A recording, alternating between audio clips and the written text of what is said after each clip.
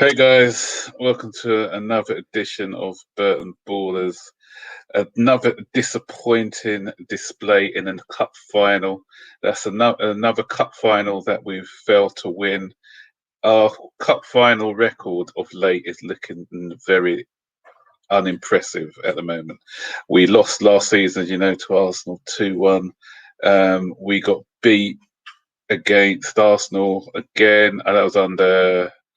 Was it when we could have won the double? That was it his manager? I think it was Conte. Conte, yeah, under Conte when we could have won the double. We got beat. I know Charity Shields don't really count, but we got beat in a couple of Charity Shield matches. We got beat in the Super Cup as well. So apparently, if you include the Charity Shield, we've only won 8 of our last 11 matches. Yeah, I agree with what Elijah. Hi, Elijah. Hi, Chelsea fanatic. Yeah, what handball situation was that one? There was a handball situation right before the goal. I think he hit what's his name? I think his name is Perez. It hit his arm. Perez, yeah. Yeah, it hit his arm, and then after that they scored. So people are frustrated because Thiago Silva had a handball as well and was given immediately after Iheanacho kicked the ball in his hand. So it was given as a free kick. So people are frustrated because that seems like it's inconsistent. Yeah, because right after it was a goal. So I mean, VAR is just crazy, man. VAR is that decision that was so tight. That's ridiculous. The one for Ben Chilwell. Yeah, very. And different angles. It looks like he's onside too. Yeah, it does. And the thing with VAR is it's not when the ball's played. Did they? I don't think it's fine tuned yet. So those tight decisions they should be given. When you're getting rulers out and all sorts, it's just ridiculous. I always said do it the same way that they do the cricket, where you have if the linesman doesn't see it with a blind eye and he doesn't call it, then you should give it as when you're getting out rulers and stuff, it's not clear and obvious. And then you've got to look at where the ball, as I said, when the defender is when he exactly released the ball as well. And and depending on what angle you see it from as well, it gives a different opinion. So it's just to me, it's just nonsense. Okay, we got Bobby, we got DJ. So I'll let Tyrone talk first because he came on first. So just give me your thoughts of the match. Okay. So first of all, I mean, some of the team selection was a bit poor in my opinion. I get that starting Kepa was to give him that confidence, and especially with him being the FA Cup goalkeeper. So I get that.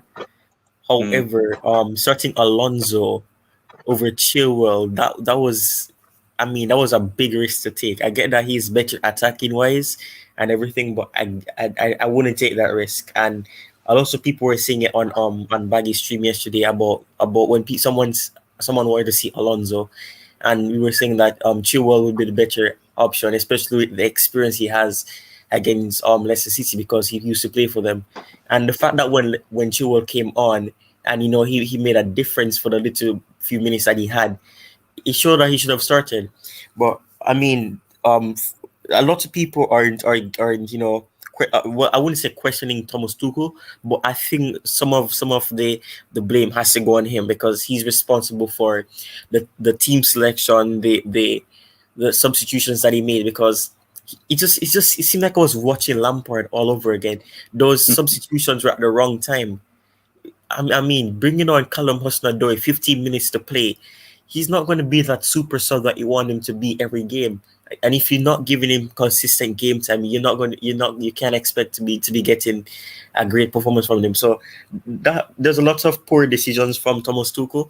But I mean, it's you win some, you lose some. He has done a lot for us. We made it to the finals of both cups, so give him credit for that. But I mean, poor decision making today. Okay, Bobby, what's your thoughts, mate? First of all, it's 1-1 Brighton West Ham, both scoring within about a minute of each other. I'm not even worried about that anymore. Clearly, this is a very disappointing day. I don't blame Tuchel at all. I think he's, performed miracles since he's been here with the team he's got that he's had to work with.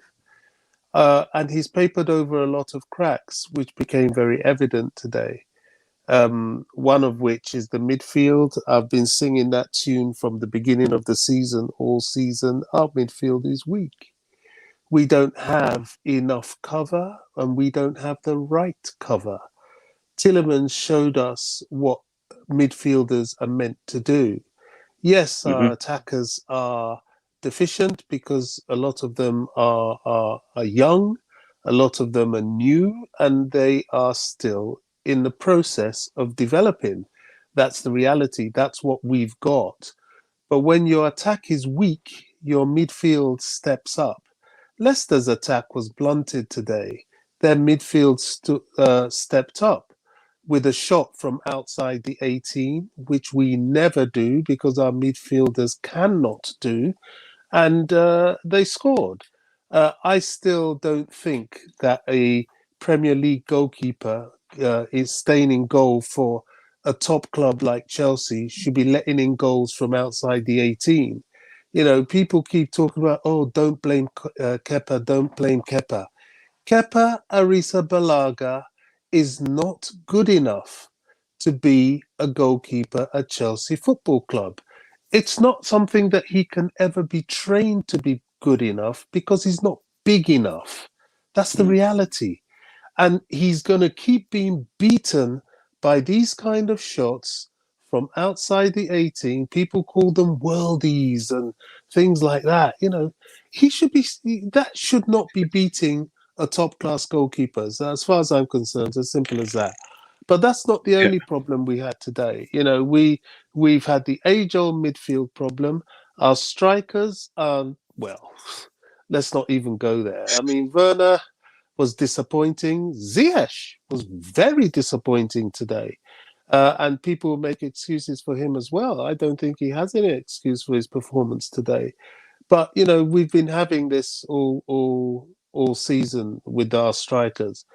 The concern for me is the 29th of May. I think City, they're going to tank us because, we if you don't score, what do you expect? Someone's going to do something to you and that's it. Yeah.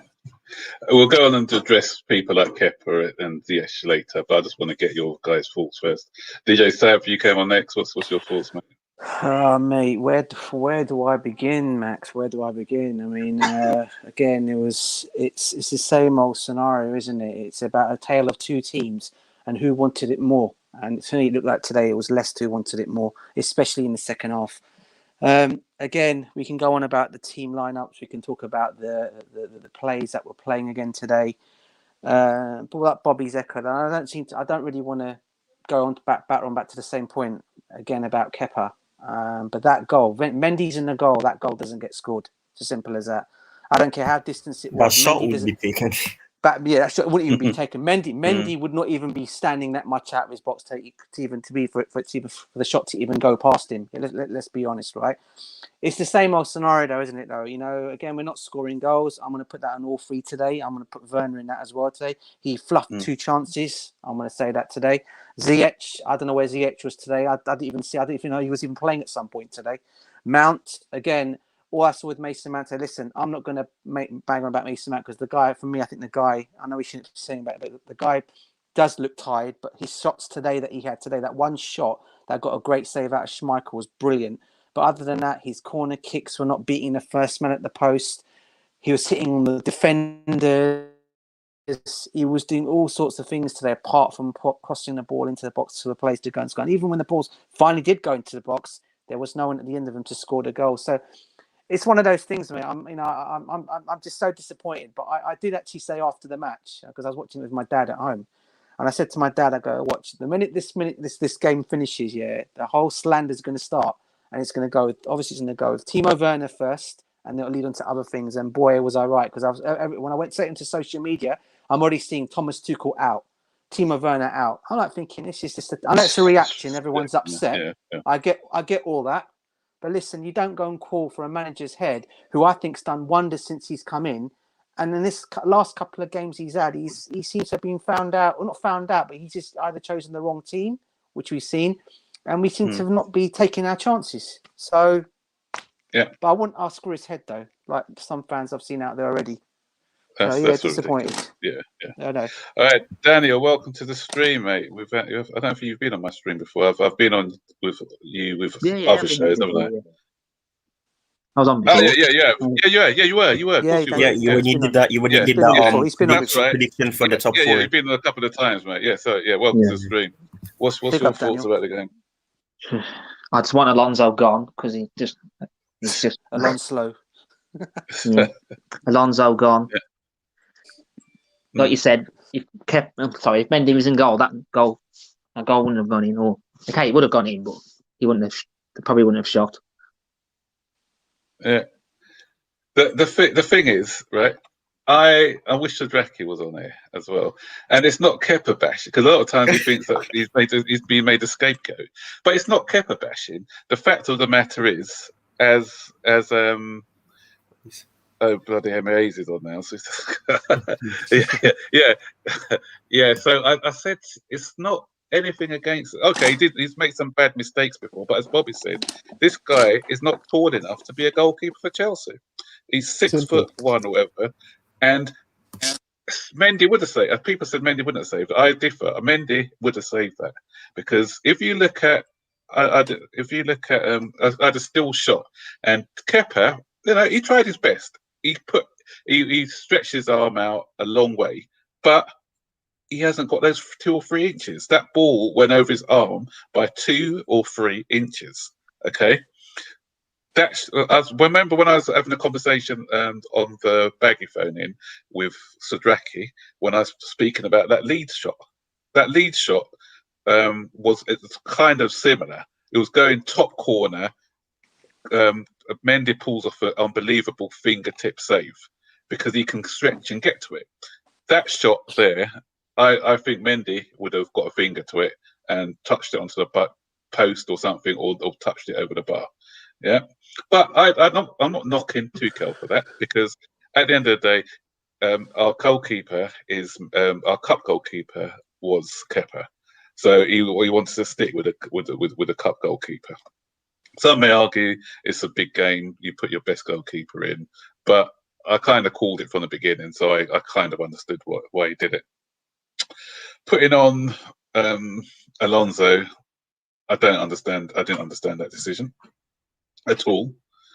Ben Chilwell has got a lot to prove against his former side. They've been busting a gut. He's come to Chelsea from Leicester, so he doesn't want to come there and have the Leicester players put one on him. Oh, you should stay there. We win things or whatever. He would have been busting a gut in that game. That would have been motivation for him alone. So, from a management perspective, I found it puzzling how Alonso was in the side ahead of him. But guys, I want to show you a picture. I saw something on. I think I still got it up here. I'm not sure if you guys have seen this. Can you see my phone? Let me show you my phone. I think I bet I know what you're talking. Yeah, I've seen that a while ago. Look at this, guys. I wonder if you haven't seen it. You guys can see that? Yeah, I've seen it earlier. Yeah, it was on. Now, that's Armati, which is very disrespectful, I think. If Chelsea if every Chelsea player would have seen that by now. If we don't turn up on Tuesday, I'll say that these players have got no mentality whatsoever. Because if I'm seeing that, and I'm a player, if I'm seeing that, Max? Sorry, that was that? Amati. Oh, Marty. Oh my lord! Yeah, Amati. Yeah. What did he do in that game? He didn't even do anything. He didn't even start, did he? Was he even exactly? Idiot. He did nothing. But you know what? Seriously, that's disrespectful. You showed that to the Chelsea players, and if they don't come out and smack Leicester by 3 or 4 goals on Tuesday, then I'll say these players have got dead mentality. Sorry, because I'm seeing that those guys are going to get a tonking. I'm going to be putting 110%. Every single player is going to put 100%. and then we can start throwing Leicester flags when we stop them from getting top four. So that's motivation enough. Yeah, for sure. But who was it who's called it? Was it Bobby or no? It wasn't Bobby on the Baggers call. I think it might have been Chelsea Perspective, where we said these guys are still young and naive. Chelsea Perspective. Yeah. It was just Exactly. Because when we were in the final last season, a few seasons ago, we didn't think we were going to lose. When we had the Drogbas, the Terrys, the Lampards, when we went into the final, we went in with confidence. We knew we were going to win those finals, unless it's going to be something really, like against Manchester United in the cup game, where we hit the crossbar, we hit the post, we did this, and it came to penalties in the end. But most finals that we went into, we won, didn't we? When Drogba was there, when Lampard was there, everyone. We won those finals. I think we only lost, 1 out of 9 or 10 finals that we're in? But we just lost the one in 08, I think. Or was it 2? Because we lost to Arsenal in 2017. Yeah. No, that was after they went, though. That's what I'm saying. Those guys weren't there. Yeah. When Drogba was there, I think we only lost 1 final. Drogba, Terry, Lampard. Yeah, which was the... Or 2. No, 2. We lost the League Cup against Tottenham, didn't we? Yeah. Yeah, we lost the League Cup against Tottenham. Yeah. So what I'm saying is, do you think it's a mentality thing? Do you think it's an immaturity thing with the players? Well, I think it might be, to be honest, because as much as people wanted Lampard's head and everything, he did say it. He did say that there's something wrong with the team. He said that the team, they're still young, and as a unit they aren't there. He said after the Everton game that I didn't like the way he structured it and said it, but if you look at it now, I think you'd be right. The team looks like it's rubbish. It looks useless at the moment. And if you think about it, the team is naive. It's still young, and I mean, we don't have the example you use about with Drogba. You don't have those type of players, and that's why the era is different. You have in that era you had players like Drogba who he could always step up at Wembley, and it's just something that it's going to be difficult to find players that have that mentality, that killer instinct to do those type of things. So it has to do with the mentality, and as much as people wanted Lampard out and everything, he saw that there was something wrong, and as a player and as a player that was a part of an era that knew how about killer instincts, knowing about doing those type of shots that can decide a goal, like Killerman's goal. He would have seen the attitude that they have on the pitch, what they have in training. That as a unit they aren't ready. Anyone else got anything to add on that? There was someone on the bench, but he came on late. Let Daniel talk first.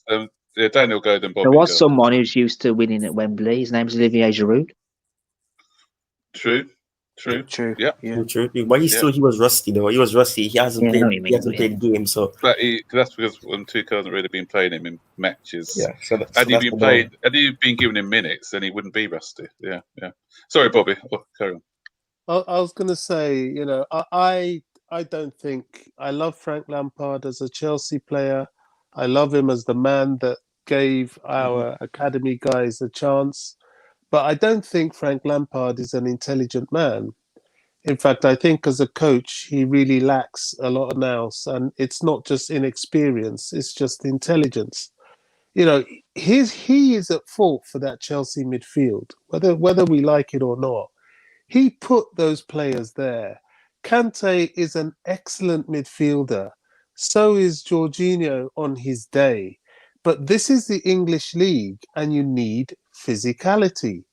There are some games, we talk about the days where Drogba and co would be playing cup finals and we knew we'd win.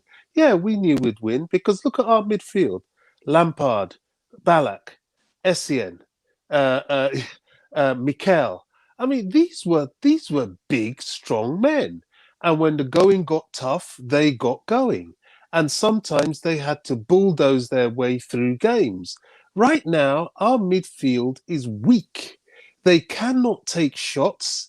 They dribble their Spot on, way through spot on. everything because they lack the physicality. It is as simple as that. Football's not that complicated. You know, Tuchel has done so much to try and compensate for our weaknesses. You know, he uses a double pivot. He gets to play these players in the best way he can by, you know, putting them on the ball. Unfortunately, you know, he's lost Kovacic for a while because Kovacic is as close to physicality as we have in the midfield. But that's the problem. Frank never addressed it. He just left it. And the few players we had that could have helped, he shipped them out. Who does you that? know what, Bobby, I'm sorry, I have to disagree slightly with you on that. As Farid said, I agree with that. Being a bit harsh on Frank Lampard with the midfield situation, and there's a reason why I disagree on that, is because when he came into the side, he inherited that midfield. He didn't buy any of those players. Georginio was already at the club. Kovacic was already at the club. He wanted Declan Rice because he recognised the fact that we didn't have that physicality in midfield. He went all out for Declan Rice, but we needed to offload some players before he can bring in Declan Rice. So he did know that there was a weakness in that. Where I agree with you slightly is the fact that he probably let out Ross Barkley, who had a little bit of physicality. Maybe he could have done something for us had he stayed at this club. I can understand why he let Loftus-Cheek go, because obviously he needed to get game time and because of after his injury. But Ross Barkley, that's so interesting too. Because he won us Leicester City last year. But you know what, Ross guys, Barkley we had a banger on him, and he let him go. I know he wanted Declan Rice, but he couldn't get Declan Rice. So in the meantime, you work with what you've got, rather than offload what you've got and leave yourself exposed. That's where I say he lacks intelligence. I don't see that as a was it his decision, or was it the club's decision as well? We don't know that as well. Whether sometimes the club say, look, we need to get rid of some of these players out on loan. But you know what, guys, we do actually have a physical midfielder, but the only thing is I don't think he's good enough, and he's out on loan as well, Sakayoko. But unfortunately, his physicality. Unfortunately, in the Chelsea shirt, from what we've seen, he's not great, but he is physical. He's a big specimen. I mean, he could be that kind of guy of a specimen. I mean, he's physical. Do you know what funny? So DJ, do you know a funny thing about Bakayoko? Yeah. Every time he played, we were never beaten. Yeah. It's you true. Notice that? That's a valid point. And it's true. That game against Atletico, remember that one? Yeah, it was two. We lost 4-1 when he played. Didn't he get sent off? Against Watford. Against Watford, wasn't it? Yeah. I never really saw why we were getting rid of Bakayoko. I never saw it. You know, yes, there were some games that he played that I just think he was always played in ways that were not to his strengths. But we could have done with him this season simply because of that simple reason, physicality. And he would have done a job for us. You know, we got rid of Ampadu. Why? You know, little things like that. And it's come back to punish us. But you know what? We've got to just suck it up and move on. As I say, you know, West Ham have done us a bit of a favour. They've drawn today, so they've blown a bit. It's not West Ham we've got to be worried about there. Liverpool. Well, both of them really, but one have that they away. Is that game finished though, guys? Is West Ham's game finished? Yeah. 5 points behind with 2 games left. Liverpool are 4 points with 3 games left. People keep talking Liverpool. You know, Liverpool have had a very up and down season. Are you sure? Look at the 3 games they've played. They've got a Burnley just got beat 4-0 at home by Leeds. They've got Crystal Palace, and Crystal Palace are already on holidays, and they've got a relegated West Brom. So you know, that's the 3 games they've got left. So for me, that's 9 points. It looks likely, but you know, if there's one thing this season has taught me is don't hang your hat on anyone. I know, but what's happening? Liverpool better for us. Yeah. Liverpool are hitting form. Yeah, Liverpool look like they're hitting form. We've lost form at the wrong time of the season. You know, at the business end of the season, we've lost form. We've forgotten how to.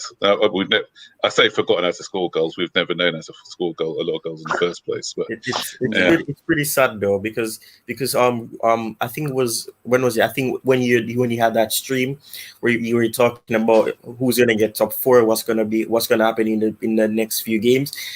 You made a statement about we need to ensure that we don't have the situation where it has to go down to the last day, and if Liverpool are, and as you said, they're informed. If it comes down to them winning the next game, it might be a situation of last season. But we have to beat Villa and Leicester. Yeah, it is gonna come down to the last game. It is. But you know what? After you showed that video to us, Max, with what they did with that, I've got. I really think now the players see that. That's motivation in itself, as you said. That would be a signal, boy. Yeah, But the first thing Tuchel will do is look what everyone's been posting.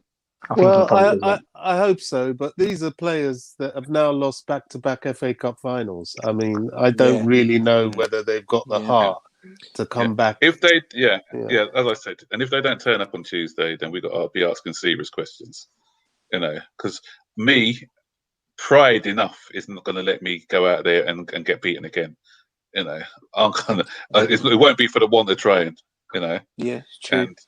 And it would be, you know, it's not only just the one. I won't be satisfied with 1 or 2. I want 3 or 4 against this lot for doing something like that. You know. Yeah. Plus we are the pride of London, as we say we are. We should just show that, man. Go out there and do our pride, mate, because that's exactly what we should be doing. And that is the one thing. That is the one thing that if I was in that team, if I was playing for that team now, and I see that, that's the one motivation. I'd say to myself, you know what? That's one thing we got to go and beat that team on Tuesday, man. No one does that, and I don't care who it is, whatever team it is.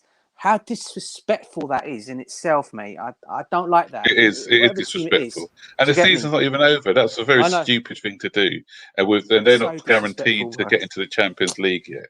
And that could bite them on the backside, I think.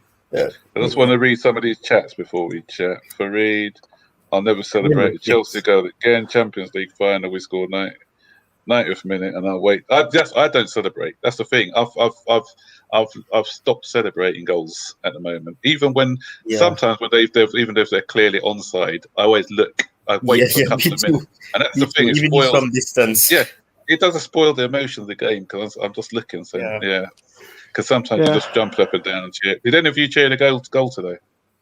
No, I hadn't. I was like, please don't be offside. Please don't be offside. Please don't be offside.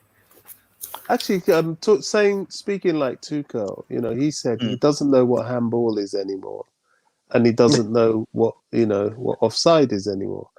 And I resonate that. You know, we had a handball that should have been, and it wasn't twice. There was one against Arsenal as well.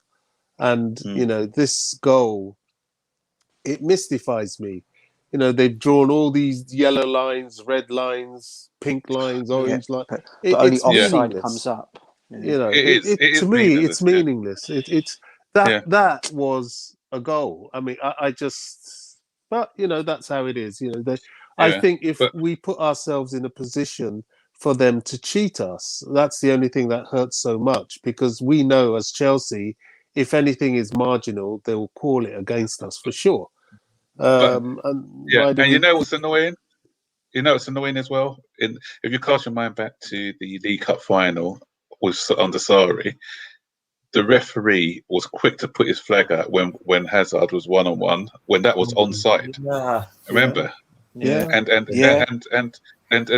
you're told you let play run, and you score a goal, because Harry Kane did something similar in the semi-finals, remember? And they let the play go on, and then they put the flag up afterwards. And so there's no consistency in it as well. But as I said earlier, once you start getting rulers out and red and yellow dots and things, forget all that nonsense. And football's getting ruined. If you're level, or if it's that margin, it's not making a difference. How's that going to give you an advantage over the defender? It's not giving you an advantage. It's his arm too. You can't score with your arm. That's something that always frustrates me. How are you going to score with your arm? This is not Spurs. This is not Spurs. Exactly. So they give you handball. If he hits your thing, you get handball. You get penalised. But yet they give offside when your hand is slightly. Then that's not a goal scoring part of your body. You know, I'll be honest with you, Yeah. Matt. Big up to Mikar, by the way, because he did say on Baggy's stream yesterday about I don't want to mention about refs and decisions. Now I have to go back to him and say he's so spot on with everything he's actually said because it's so true. When it comes to Chelsea, it just seems to be I don't know. No. Well, we know It's that. really- Bobby's it's been really- saying that for years. right. I've been noticed that for years. Everyone It's- screams conspiracy theory, only saying that because of Chelsea. Yeah. But it's too much of a coincidence now, and it's been It's not happening a for years. conspiracy. It's been not a happening for years. conspiracy. I heard that Very Anthony Taylor was sadly, the official. very sadly, that there is Was a he? lot of it seems too coincidental that teams that the sort of media want to come out with what they call a romantic story and have them win the games.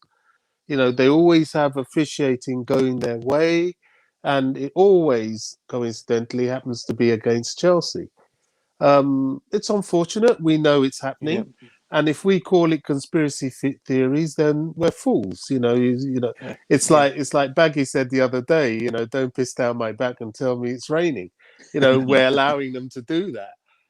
That's what it is. That's what we have. And this is another thing. I don't think the way we're playing, I don't think we're going to be good enough to win the Champions League. Really, we're not putting goals away. But I also think because City haven't won it, the officials are going to be for City. And they've paid them a bit of money, hasn't they, as well? Well, So. yeah. They obviously, I really I'm not believe saying that in a that. I funny really way. believe They that. should have been kicked out of the Apparently, tournament. What they the doing in official the tournament in the is first place? Pepes nemesis. So who knows? Yeah. So Do you know we Who knows? we I'm going to go a bit more. I'm going to go a bit more confident, man. I still think we can still do it. Honestly. Yeah, let's read Andrew's one. I hope you're right, DJ. But so let's read Andrew's post. It says, we lost this game so that we could win against Man City. My only concern is that we've beaten Man City in 2 consecutive games within a month. Can we do it a third time? So do you think we could beat them for a third time? I don't see why we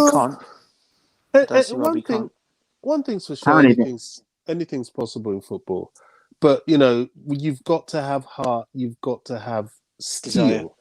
Yeah. And this team has no steel. They're weak. They're physically weak, and that's what annoys me. But that's what's gonna. I mean, Man City have some men in that team. Look at their midfield. Look at their forwards. Look at their defense, and you've got to match them for that. Sadly, this isn't women's football. This is the men's game. So it's good to have a few little boys running around, but at the end of the day, you've got to stand up and be counted. And sadly, that's where we're lacking. I really hope I'm wrong.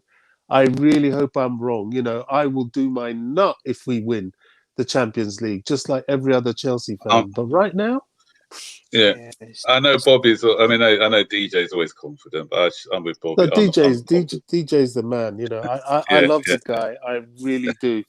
You've been in the trenches with DJ, honestly, because he will keep going. But for me, I've had too much hurt with Chelsea to... Me too. Oh, I've had it as well, Bobby. Trust me, I've had it as well, still guys. believe in the team. Believe me, I've had it as well. I can't see us beating City, but you know what?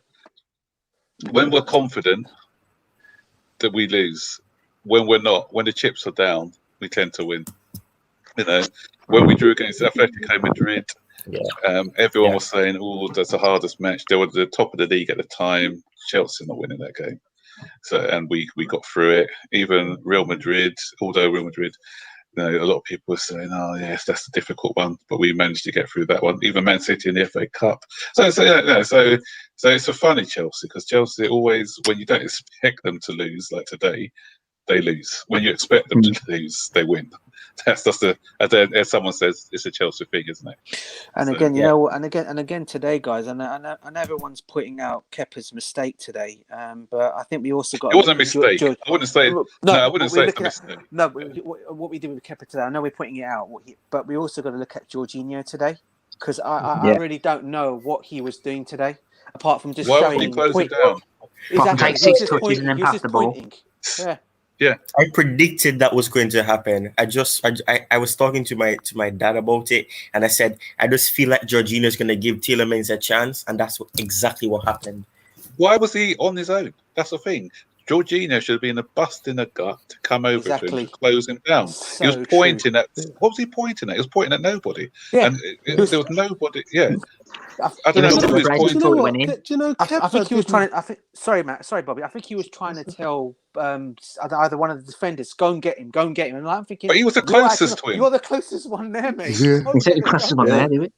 Do you know what? I don't think Kepa Sorry, 1 made minute. a Was Daniel? I think Daniel was trying to say something. Were you saying, Daniel? That doesn't matter. I just says he takes 6. I just says he takes 6 touches and then passes the ball. Just does it all the time. Yeah. It's true, Dan. Yeah. It's true, bro. Yeah. It's true. Yeah. Sorry, Bob. I was going to say, I don't think Kepa made a mistake today. He really didn't. That's what I said. It wasn't a mistake. No, I mean, the I said it wrong. Sorry. No, you're quite right. You know, he's not big enough. Yeah. And this is Yeah. what always exposes him. Kepa was inches, perhaps even centimeters away from getting that ball. Yeah. But that's it. He just tried not to big stretch. enough. As I said, he stretched every sinew, every part of his body was stretched. But unfortunately, can I tell you? Yeah, that's what I can say. If you look at Schmeichel, the save that he made for the Mason Mount shot, Kepa doesn't make that save. Yeah, it's the same thing, wasn't it? About the same sort of thing. This guy, it's a lower shot, but this guy has stretched and he's got a fingertip to that and turned it around the post. Kepa, from that position, he stretches because he's not as tall as Schmeichel. That goes into the back of the net, and that's just the reality of it. You know, nowadays you need a goalkeeper of 6'4", 6'5" plus if you're gonna. Look at Courtois, 6'6". Donnarumma that we're looking at, another 6'6". Yeah, that's the average height. Or Black. But Oblak's a bit shorter, isn't he? 6'3", I think. 6'4". Oh, I thought it was 6'3". 6'4". Well, they're still bigger than Kepa. It's just it's sad because I'm 6'1" and I'm not a goalkeeper. I wouldn't put myself in goal. So, no, not in a top flight team. But we know what the team talk is, don't we? I mean, every time a team plays Chelsea, Kepa's in the Low goal. block. Listen, guys, you know what to do. Just smash it. Shoot from the distance, either side of the corners. Yeah, that's it. You'll score. How many people have attempted that? How many people have attempted that when Mendy's been in goal? Not a lot of people. Because they're used to having a Kepa in goal. They've attempted it, but they've had no joy. Apart from Xhaka's free kick, against it was Mendy. That was the only one. But it was a free kick though, but a closer range though. Yeah, I can remember when Kepa first came back into the side when Tuchel put him in, and I think after about 6 minutes, someone tried a shot from about 45 yards. Myself and Zay were laughing at each other.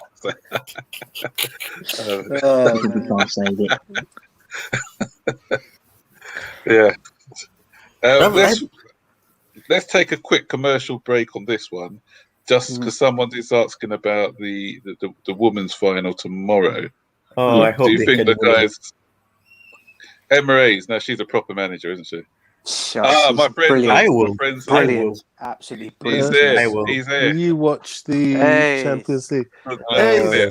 Stab. Yeah, it's free on BT, isn't it? We need to talk to you, Stab. Yes. We need to talk to you. Kepa. Stab.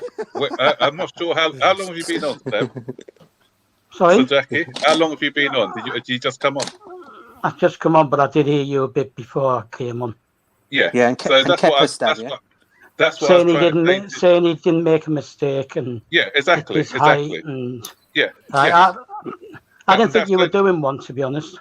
No. That's what I'm saying. He's for me, physically, that's his problem. As I said, it wasn't a mistake. So people calling it out as a mistake are totally wrong. Yeah, it wasn't a mistake. Yeah, he just. But what we were saying is that a taller goalkeeper probably gets that, similar to what happened with the Schmeichel one with Mason Mount. You know, Kepa but they were different heights. No, but it's the same length though. Yeah, but I'm saying it's the same length though. But a ball at the waist height is easier to save. right? No, but it wasn't wasted. I'll tell you what, yeah. Mm-hmm. Max, at the end of the season, if they release a highlights video, DVD, right, buy it and watch it, and you'll see how many times. I'm not digging Mendy out before anybody says I am, but look at how many times Mendy is beaten over his head and he's been saved by the bar, right? If a shot is hard, right, and fast, it doesn't matter. You can be 10 foot tall. It doesn't mean you're going to get to it, right? I've been on looking at Twitter and some other places on Facebook and all that before I come here, right? Because I didn't think you were going to do one. And I despair at our fan base, right? Oh, he dived with his wrong hand. He did this, he did that, right? I'll give you 2 words, right? Right? Claude Makelele. Claude Makelele, right? Now, Kante is a better all-round footballer. Yeah? He's a better all-round footballer. He's got better touch. He's faster. He goes forward. He might not necessarily have as good a shot because I was at Tottenham when Makelele scored that goal. Right? Oh, yeah. That penalty great against Charlton. No, he scored. he scored. We lost the game. That's the game we lost, wasn't it? I think JT was sent off, wasn't he? He was accused of he scored a making fantastic racist goal. comments. Yeah. And Right. then didn't we get beat 3-1 or something? Yeah. The point is. I remember. Yeah. Sorry. Yeah. The point is, right, Makelele, right, as a DM, always stood in the centre of the pitch, right? He read the game, right, and he would move across in a line, yeah, right, and he would pick people up by reading the game, right? I can't understand why Georginio, who should have been the closest person to him, Tielemans, is pointing to Silva to come out and close him. Yeah, we were saying that. It's been 2 games. It's been 2 games in a row now, right? I said it last night, and Bogeyman said anybody who criticises him, or is it Boogeyman? I can never remember. Boogeyman. Right? Boogeyman. Yeah. Anybody who criticises Georginio can't play football. I don't have to play football to understand. I tell you what. I tell you what. Even Alonso today. He was the other one. I think Boogeyman was saying he should start this game today. Oh my god! I've seen a bad performance. We should be anywhere near this. Seriously. Did I take you out? What do you do?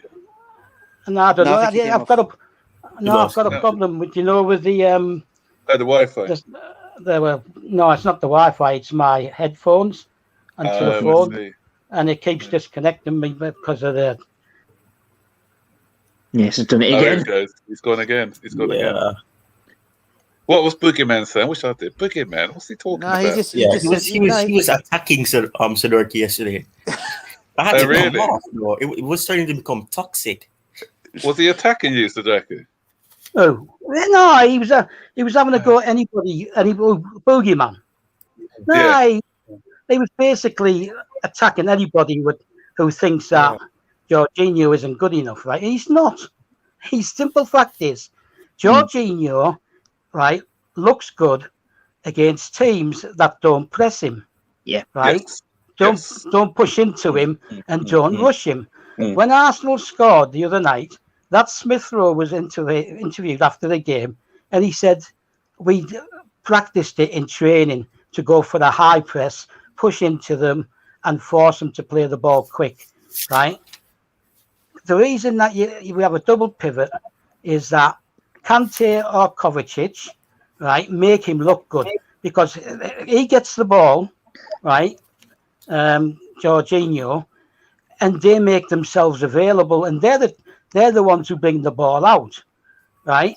Yeah. Georginio's too slow. He's not. Listen, whoever decided that he was a pivot or the DM, who decided that? Sorry. Because it's Italian. It's Italian BS, isn't it? He might be able to get away with it in Italy. And it's called call him a regista. That's his. Yeah, right. You get away with it in Italy, but this is the Premier League. This is the league that goes 100 miles per hour. This is the league. You've got two options. You've got 2 types of teams, right? The ones that sit deep, right, and invite you on to try and hit you with the counter, right? And you've got the teams that press you high, right? and don't give you the time on the ball. Tuchel got it wrong by picking him, right? And he got it wrong by picking Alonso as well. Yeah, who should you have picked, though? Would you have picked, because Kovacic wasn't fully it's fit. a difficult one for the midfield. Well, trust Billy then. Just trust him. Yeah. Just trust him. He's faster. Yeah. Okay. He's more mobile. For me, he's tougher. Billy can tackle without fouling all the time, right? He's tougher. You've got to reach a stage, right, where you start trusting these players, right? I've had a go at Frank before, right? Yeah. He's gone again. Oh. You took us somewhere. Yeah, you're back. I think Address this question then. He trusts Mount, doesn't he? Right? Tuchel doesn't seem to want to trust Billy. Billy's a better all-round player, right? The fact is, neither of them, Georginio or Billy, are actually DMs or pivots, right? Neither of them are, right? But for me, Billy offers more, right? And you've got to start trusting him. Going forward, he does, doesn't he? Yeah. But his movement, he his movement he does. Even as a pivot, his movement in the defensive area allows the other pivot to play the ball out to him, right, and start bringing it out. But when you play Georginio, right, either Kante or Kovacic are always the ones who have to bring the ball out continuously, right? Yeah. How do you this Farid one? He says that he thinks he is press resistance. His problem is weak-minded and weak physically. He gets bullied by any team that manages to pass through Kante. And the bullying. Jorginho. Yeah. Jorginho. Well, all right then. If he's weak-minded and he's bullied and all that, how is he press resistant? He obviously isn't, is he? How can you be press resistant? Right? I think Kovacic is because he can beat the press. So, Right. Look, at the end of the day, right, Kante is the main man. Yeah. Right. Sure. Kovacic is number 2. Sorry about the hand bit. I'm trying to avoid touching the thing to go kicked out again. Right. Yeah. Kovacic is the second best for me, but there are better out there than even Kovacic. I like Kovacic, don't get me wrong, right? Yeah, and I trust him more than I trust Jorginho. Yeah. Right, but what the last 2 games? What the last 2 games have shown, right, is that teams are getting wise to the 2-man pivots, because if Jorginho plays, right, it's easy to bypass it and get into the gaps around him. That's the thing. Right? We've been found out a bit earlier this season now under Tuchel. And then you've got Tuchel needs to have a different way of playing, because in the last few games, teams have kind of what he needs to do is go out by 2 top centre halves.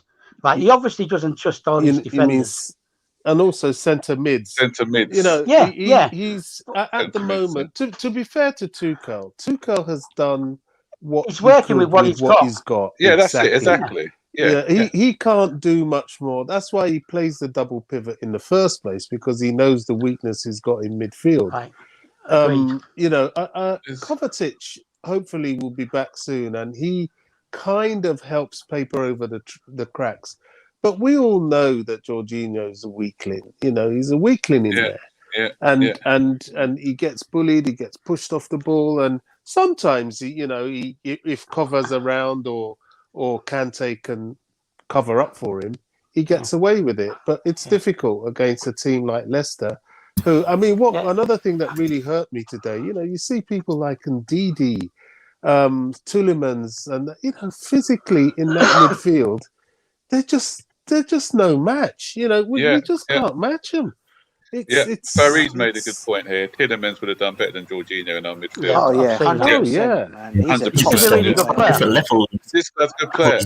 Levels. And as Bobby said, he can shoot. They can shoot. You know, I've seen him score. It's not only Yeah. I've seen him score lots of goals from distance. Our players, those guys that we got in our Don't pivot, shoot. do not, and they don't offer us anything How about in the Kante? final third. Nothing in the final third. The final Kante does a bit with the final ball now and again, but the Yeah, I other don't get two, it. no assists, Yeah, but- no goals. Yeah, but that brings Billy back into the equation again because he's a box to box, right?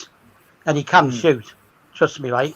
And if you watched him the other night, right, against Arsenal, he took him off and left Georginio on, Yeah, right, in the half time. During the first half, who was the man or the player or the kid, whatever you want to call him, right, who was looking to play the ball in behind their defence? Did you see that spin pass he did? That little spin pass Ooh. outside Yeah, of his with the outside of his boot. Yeah. Right? They need to have more faith in it. I think if they had more faith in him earlier on in the season, then he would have been up to speed now. You see, He's the pretty problem is, unfortunate for him too. Yeah. He Do you know what- injured. Probably he wouldn't be playing over Georginio. Who knows? Because you remember he got that injury, and that's why Georginio came back into the team. Yeah. I mean, Kante. You guys are talking about shooting. I know Kante, but the thing is, Kante can't shoot from distance. But I can still remember. Guys, you guys will probably remember this game very well. Do you remember? I think it was under Man Jose. United. No, I think it was under Man Jose. United. Thrashed them 4-0. The Man United game, And that Yeah, when last he goal when he he scored passed when it he went into round the into the box. So what a yeah. goal! Yeah. So he First has goal. got that in his locker. He has got that in his locker, but it's not going. Unfortunately, it's not from distance. It's when he's actually in the box. No, Then he and can do under something with that. Sarri as well. He scored quite a few goals, didn't he? Yeah, he did. And what about the goal he scored against Liverpool as well? The one. Yeah. He turned what's his name inside out? The Fabinho, didn't he? Fabinho, Fabinho. Then knocked it in top bins. Yeah, You know, but he doesn't do that enough. Though that's the only thing he doesn't do. Yeah, that's the inconsistent, man. I watched because- that 2-2 game, the Battle of the Bridge against Spurs, and Yeah. I saw the midfield that Chelsea had then. My God, you know, you don't mess with those guys.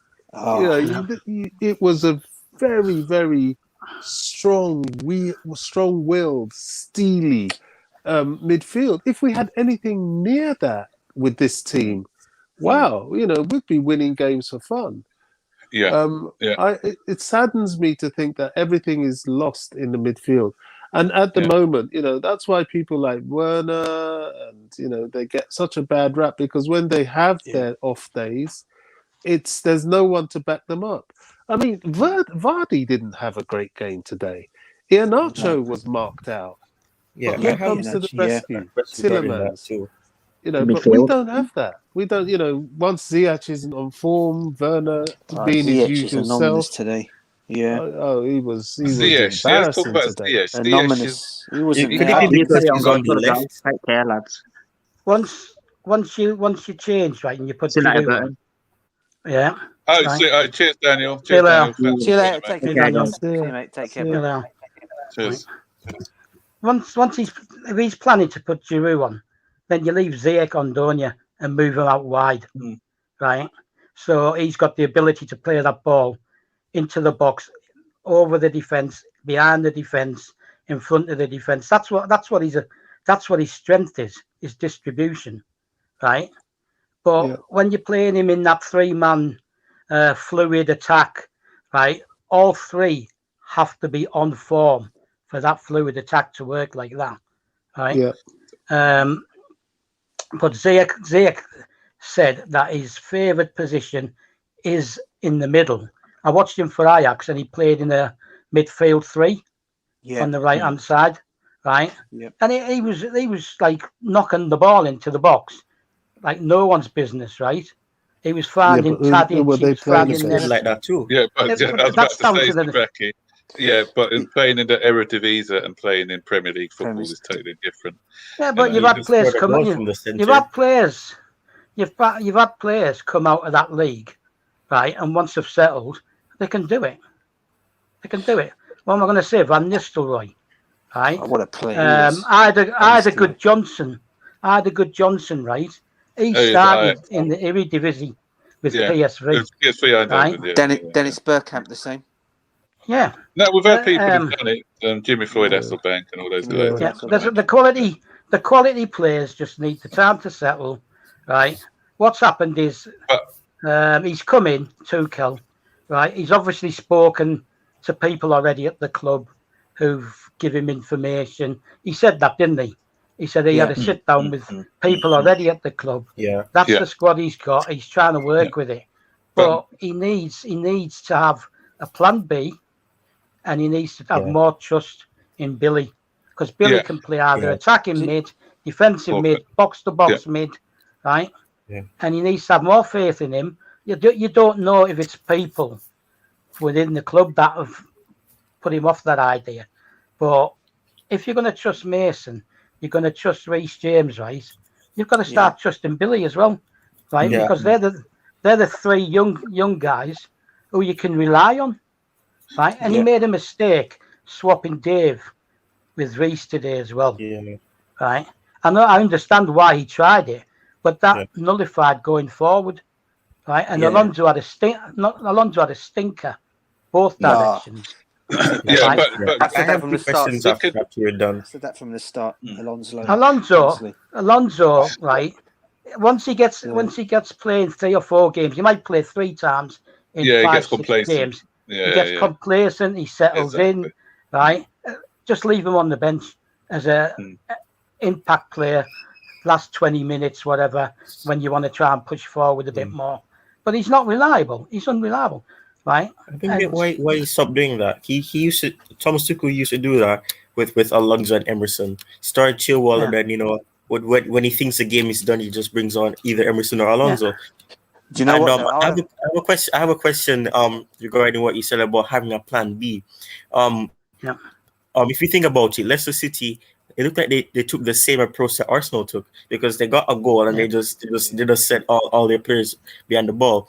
And the other thing is, do you think that he probably looked at what Thomas Tuchel was doing with Reece James, and like he was trying to make Jamie Vardy distract Reece James, so he can probably, because he knows the quality that the midfielders have in his team, I was trying to make them, like the subject of the team, and try to let them do something instead, because Jamie Vardy was being marked by Reece James, and sometimes you had Thiago Silva that was marking Iheanacho. So I mean, do you think he recognized that was the plan that Thomas Tuchel had, and he was trying to get the other players like in the midfield to do something instead? I mean, to be fair, there was. I mean, as much as we really messed up today, there were a lot of fine margins. I mean, Leicester, we're giving them too much credit. They weren't that good. They were a bit lucky today, to be honest. That offside goal, was nonsense. Had it been 1-1 and the game gone into extra time, I could see us beating them. But I expected us to beat them if we equalised. Yeah, we were going to tank them for sure. But they got lucky. They got lucky. There was nothing fantastic they did. They scored a goal. They ran behind the ball and started praying. If that makes you a tactical genius, then football's done for. They were lucky. They were very lucky. That's why we're so angry, because we know we had them, but we didn't take advantage of it. Right, I've got no problem with VAR as such. Right, my problem is with the rules and the way they're written down. Right, it shouldn't be a sleeve. It shouldn't be somebody's backside. Right, it shouldn't be if someone. We were talking about it earlier. Yeah. I said before, once you're starting to get out the rulers and like red little things, then that's not an advantage. That's not an advantage. Yeah, but it should be feet. That's it, just feet. And the comedy about it was that we had a handball, and they didn't even take it to VAR. I mean, did you watch the game last night? Did you watch the game last night? Newcastle Man City. Yeah. Right. Newcastle, right, went and got a penalty. But before they would award the penalty, they went back to see if he was offside. So when they went to show that he was onside, right, and they rolled the cameras forward to check the penalty again, and it was Nathan Ake basically took him out, right? And they gave the penalty. So why would you not go back and see if he handballed it? I mean, on BT Sport, that Peter Walton, he does my head in right? They're never going to. I mean, I was on that the station. referee. It's annoying. Yeah, they were so all day long, right? They were so biased towards Leicester. I expected from Savage. Yeah, I expected from Savage, ex-player. Stav, I'm glad you've said that because this is what we. What's happened? What's that? What's Tyrone saying? What's Tyrone? Yeah. Yeah, I was Maybe agreeing one of with his what kids is Sidorki was saying about BT Sport. Yeah, Oh, this is what we have. You know, we were saying that, you know, and I said it yesterday, and every time I say it, there's like stunned silence. There's so much. There is an element of corruption in our game. You know, there are teams that they want to win and they gear them up to win. Oh, it's so true, Bobby. What annoys me is we know that at Chelsea, but yet we give them the opportunity to do that. We know the refs are against us. So why give them the opportunity by fluffing our lines in the first place? You know, once it comes down to tight margins, they will decide against Chelsea every time. We've had it time in, time out. Last year's FA Cup final, you name it, so many games they will call it against us. And today is no different. It was a handball, but they didn't even bother to look at it. It was a goal, but the VAR. If that was Man United, you would hear what's happening in the media now. There would be an uproar with that equaliser. Yeah. But the new rules are that if it's a handball by another player, it doesn't score the goal, then they don't put it back. Yeah, that's what it was saying. Yeah. Before they had it, didn't they, when Man City scored, and I think he hit Aguero on his hand, so they changed the rule, didn't they? That's right. Yeah. But the point is, the rule also states when the ball is played, right? When VAR freezes a picture, and starts sticking the lines in, if the ball, right, is that's what I said exactly at Chilwell's feet, whatever, right, then it's not when the ball was played because the ball has to travel from A to B, right? Yeah. So they should enlarge it, right? So you can see the player who played the ball and when it's been struck. I mentioned that earlier. Then judge it. And then judge it. Yeah. You know, like over here in Cyprus, right? They've only introduced VAR this season, right? There's a lot of corruption that goes on over there. Like the FA. You've got like the two main teams, Apoel Nicosia, who we played a few years back, right? And the other one's Ammonia Nicosia, right? But it's all political as well. Apoel are right-wing nationalists and Ammonia are left-wing socialists. And they used to be the same club. It's a bit like the Everton-Liverpool thing, where they split. Because you know that there was Liverpool started off out of Everton, innit? That's why they call themselves the People's Club, right? So in 1948, Ammonia, it was due to political reasons, left Apoel, formed their own club. It's the biggest supported club in Cyprus, right? But the board and the committee, right, and I'm not just saying that because I support Ammonia, right? The board and the committee are predominantly Apoel fans, right? And you see games where Ammonia players are sent off or penalties are given against them, right? And then you see them on TV and they're totally ridiculous. So because they accuse the FA of corruption, Ammonia, they had to start using foreign referees. And they were bringing referees in from other countries, right? And stop separate referees from refereeing the games. And one referee actually openly accused them of corruption. Yeah. So he was getting death threats, all that kind of stuff. But anyway, the point is there is corruption within football. Yeah, right? as Bobby said, we'll be naive to be thinking that there isn't corruption. Remember, what was his name? I forgot his name now. Overberg. I forget him. This is English. I forgot his name. I should remember. Chris Foy was another one he used to. He's retired. He's retired now. Chunky guy, right, from Middlesbrough. Right. Oh yeah. That's Mike. Begins with C. Mike. Begins with C. The surname. Was he? Catherine. It's just a mental block. Clattenburg. No, he's from Clattenburg. Sunderland. Mark Clattenburg. He's from It's another Sunderland. one.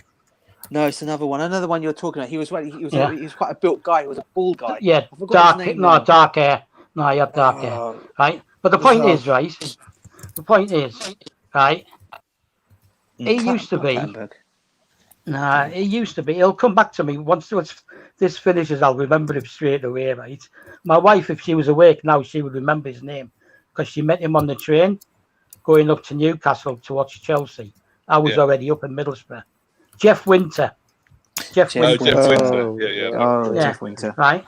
Now he was in Middlesbrough's firm in the 80s. Right. He was one of their hooligans, right? And he was in Middlesbrough's firm. So he wasn't allowed to ref a Middlesbrough game, right? But for example, he's refereeing a game where a team is maybe in competition for promotion or relegation with Middlesbrough, right? No one's going to convince me ever that he would not cheat. He would not give a penalty to the opposition to stop the team that are in competition with Middlesbrough, right? He was a right dodgy bastard, and it was known around Middlesbrough. He wasn't one of a lot of these referees. The support clubs, right? Yeah. And So what do you even for sure. What do you think about what's his name? Kevin Friend. Now, what do you think about this situation then? How about having, even if we don't have foreign referees coming in like they did in Cyprus, why not have foreign referees running VAR? Because over in the foreign clubs, VAR, there's not a lot of controversy as there is now over in this country. Why don't we have them looking at VAR? They don't want the transparency, because then they can't do things like they did today or that they did in the last FA Cup. They want to be able to manipulate games. They're not going to let foreigners do that. They did it twice, didn't they, when we played Arsenal? Yeah, but what? I think what VAR has highlighted now is highlighted how even more corrupt football is. Because, if it's the on-field decision, you could put it down to refereeing error. But some of the decisions with VAR and what they come out with, for instance, you look at the last season with, or this season actually, with Maguire. We had Maguire's strangle on Aspilicueta, not given. We had the one the season before where Maguire's kicked Batshuayi, and that wasn't given. Yeah. And there was one at Norwich as well a couple of years ago. Yeah, that's what I'm saying. So and it does highlight it. We've had lots of things going in Manchester United's favour because of VAR. That one, the worst one I've seen was the one where Aston Villa played against Manchester United when Fernandes has gone into the Aston Villa player. If anything, he should have got red for that because he's actually jumped in to the guy's shin. So he's cut rather than the Villa player coming. He's actually jumped backwards, touched his shin, and he's gone down holding his leg. A, that shouldn't have been a penalty, and B, retrospectively, he should have been booked for cheating the referee. Yeah, have you seen the comment by Farid, or whatever his name is? This is from Machiavelli and Lampard to Georginio. So then it's a totally different issue. It's a totally different issue because the two we have now are basically pivots and defensive mids, whereas with Lampard, Machiavelli, one was a defensive mid and the other one was box to box. Yeah, right? so who gets in? So it's not the same. It's not the same thing. Yeah. The only one who probably gets in, who has a fighting chance of getting in is Kante, I think. Yeah. And that's it. Yeah. No one else. Could you imagine having Kante and Makelele at the prime together? If we have that, we can have Lewis Duncan to centre back because no one's going to he got himself a red card for Chelsea. Yeah. The only thing about Lewis Dunk is he's a Chelsea fan, yeah? He is. Named this dog after Drogba. You see, this is part of the concern I have for the Champions League final. If we continue the shenanigans that we're doing now, and then we leave it to decisions, they're going to call against us every time. Yeah, I'll tell you. It's I'll tell you something else, right? I alluded to the fact that my friend is a UEFA delegate, right? yeah. He's the one who goes to games and writes the reports. Reports player behaviour, crowd behaviour, racist chanting, all that kind of stuff, right? But he's involved with the Cyprus FA, right? He's straight as a die, right? I've known him since 2000, straight as a die, right? He was married to the guy who was treasurer of UEFA's daughter, right?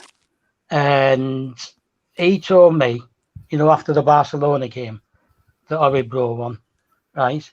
He told me UEFA would never let us win the Champions League, which brings us back to that comment. I think it was Bobby was saying this, right?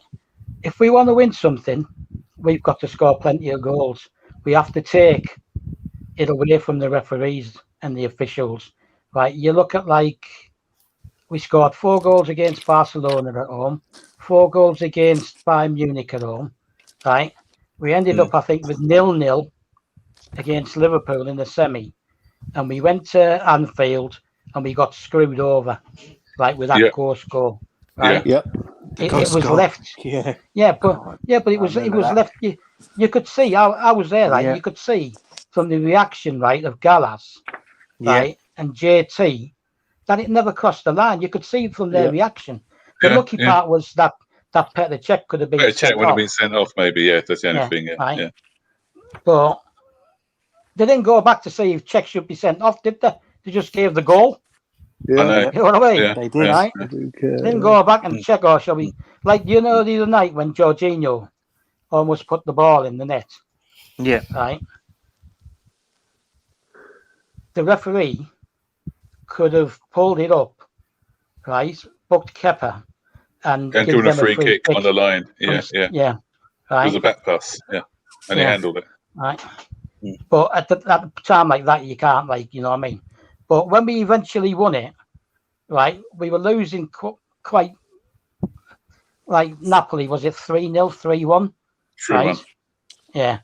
But then we were beating teams by a decent score at home. We weren't leaving anything to chance. We were doing it on the pitch, right? JT getting sent off at Barcelona, right? But we scored twice. And you know what? Going back to that one, Becky, JT's one against Barcelona. How many times has that fourth official behind the goal done anything before? That's the only time ever I've seen a fourth official get involved in the football. That's the whole point. There were some ridiculous decisions where I said, "Come, the fourth decision, the referee has to see that. He has to see that." But the only one they did was that one. Yeah. Oh, yeah. The whole thing was a joke. Right, JT gave him a little nibble with the knee. Right, Sanchez goes down, looks around to see if the linesman or the ref's watching, and only when he realizes that they've seen him on the floor does he start rolling around. Right. He wasn't hurt. JT was stupid for allowing him the opportunity. Right. By doing it. Right. You allowed him the opportunity. Right. But that was a nonsense. See, same thing with Drogba at Moscow. Oh, little tap on the cheek. But they were looking for things. Anything, any little anything. thing. Yeah. And this guy who I said is my mate, right? He's a Chelsea fan. He hasn't told you if he's a Chelsea fan, right? And but he's straight as a die. He wouldn't do anything to benefit Chelsea if he's doing a Chelsea game, right? He's straight as a die, right? And he told me UEFA. I mean, when we won it in Munich, did you see Platini's face? Yeah. He was like. Did you also notice another thing about that?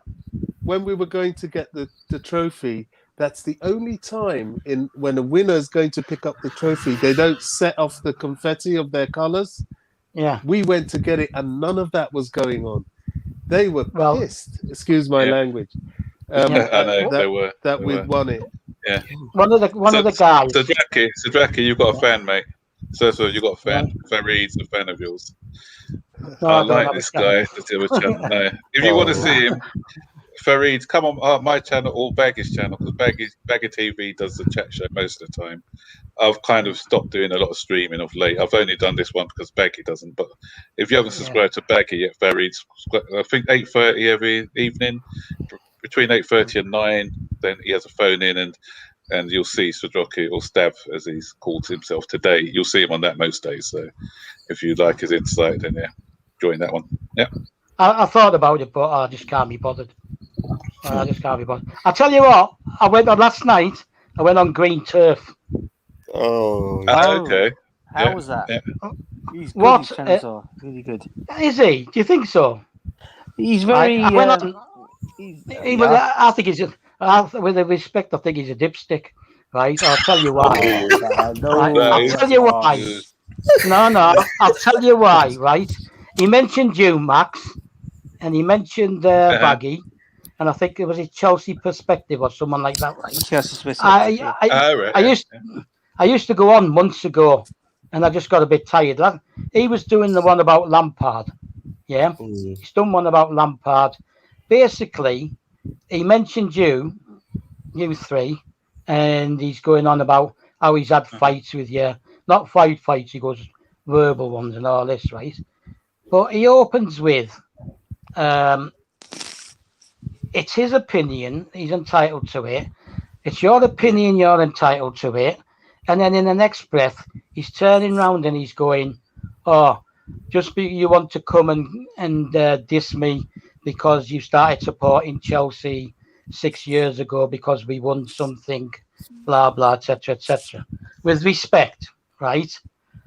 I'm pretty sure that his name's Ogs, innit? Right? Hi, Mikhail. Yeah. I'm pick up. You're coming on, Mikhail. I'm not coming on today. Yeah. Mikhail, we need to apologize to Mikhail. Don't forget. Yeah, you're coming on, Mikhail. Apologize. Big up to him. Probably apologizing from, right? And he I turned didn't say anything to him. I just listen to you guys talk. Go on. He turned around, right, and he started like slagging people off because their opinion differs with his. But his opening line was, "Don't have a go at me because my opinion doesn't match up to yours." Right? I just don't understand him. I'm pretty certain that he didn't become a Chelsea fan by watching Chelsea lose to Tottenham in 1967 in the FA Cup final. He didn't become a Chelsea fan by watching Chelsea beat Middlesbrough in 1997 in the FA Cup final. Got him. Right? I'm pretty sure that he became a Chelsea fan for the same reason that he's accusing people himself, right? Like that we won something, like, and that suddenly they start. A lot of these people started in 2012 because they saw the Champions League final, right, and they got into it. But the reason I called him a dipstick is because he turned around and started attacking Chelsea, right, saying they're trying to destroy Frank Lampard. He's like Rory, man. He's all right. He's all right. But sometimes he sounds like Rory, though. He's passionate against Lampard, and he likes the youth players. That's his. He does. That's his stance. Yeah, but listen, did you watch it? You know what else he said? Right? He said Chelsea. He was there before Abramovich turned up. Right? Before Abramovich turned up, he scored 11 goals in his first 100 matches. Right? And without Abramovich, he probably would, Lampard, Terry, all that lot, probably wouldn't have developed in the way they did, because you wouldn't have had Mourinho come in and turn them into it was Ranieri who developed them. No, Ranieri built the team, right? Ranieri gave him his opportunities, though, didn't he? Yeah, but he's a bottle job. But Ranieri was a bottle job, right? Because we lost the league. I was in Monaco, right? When he put Jimmy Floyd Hasselbank, left back, left back, wasn't it? For 5-10 minutes or whatever. He lost the plot. He lost the plot in that game because they went down to 10. They went down to 10 men. they went. I didn't understand what he was doing. But to be fair to him, I think because obviously the news came in that Jose Mourinho was going to take over, and I think since then he just lost it. He lost it. Totally. Listen, right? He built the Valencia team as well. He right? did. Yeah. Right? He built the Valencia team that Benitez got all the credit for. Yeah, he's somebody who's a builder. He's a team builder. Apart from Leicester, of course. Yeah. But anyway, getting back to what he was saying about Roman, and so he said if he goes to Crystal Palace, Frank Lampard, right? He goes, it'll be good for Chelsea. So I thought, okay, carry on. I'm going to carry on listening. Tell me why it's good for Chelsea. Right? And academy players. Yeah. And he went on about the academy players. He'll be taking our academy players.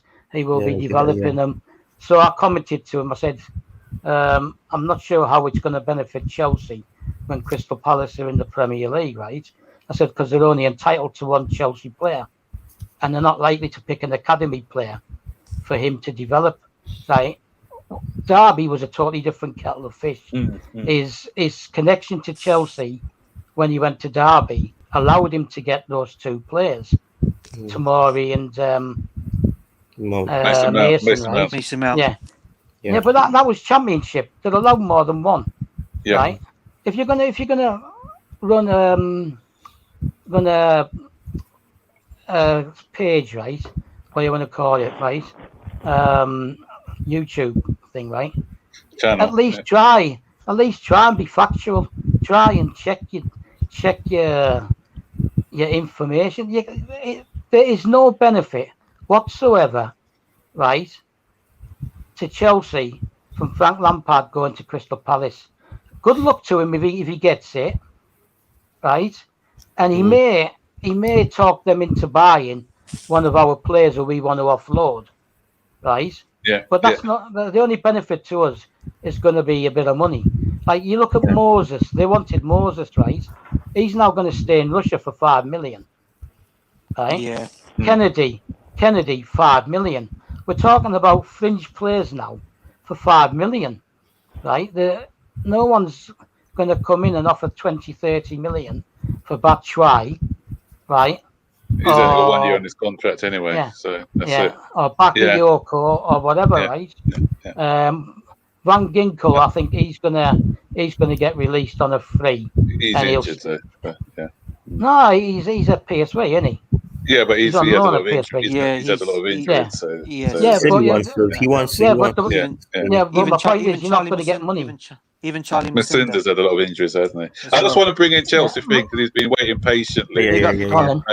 So I just want to bring him in. He's looking a bit sad today. No, I can see from his face. Yeah. That's it.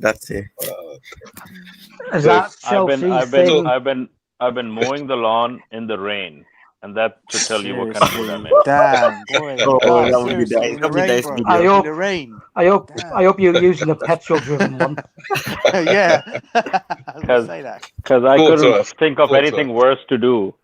So that's where I took it out. I don't know. I missed the stream. You're already over an hour in. Sorry, I read your comments, though. I read your comments and about this result and looking at positivity, struggling. Are you like me, a bit pessimistic, thinking that we can explode a lot, come out of the top 4 and lose the Champions League, or do you still feel you've got? I don't know. At this point, I think I just keep looking back at the Arsenal game. I think that's where we went off the rails at that game. This is just a continuation of that, whatever that is. I don't know if that's a trend. I don't know if that's a quirk. It's a one-off or a two-off. But we went off the rails for that game, and we're still not back on. And I don't know if we can bring it back in line for the 29th. At this point, I don't know anymore.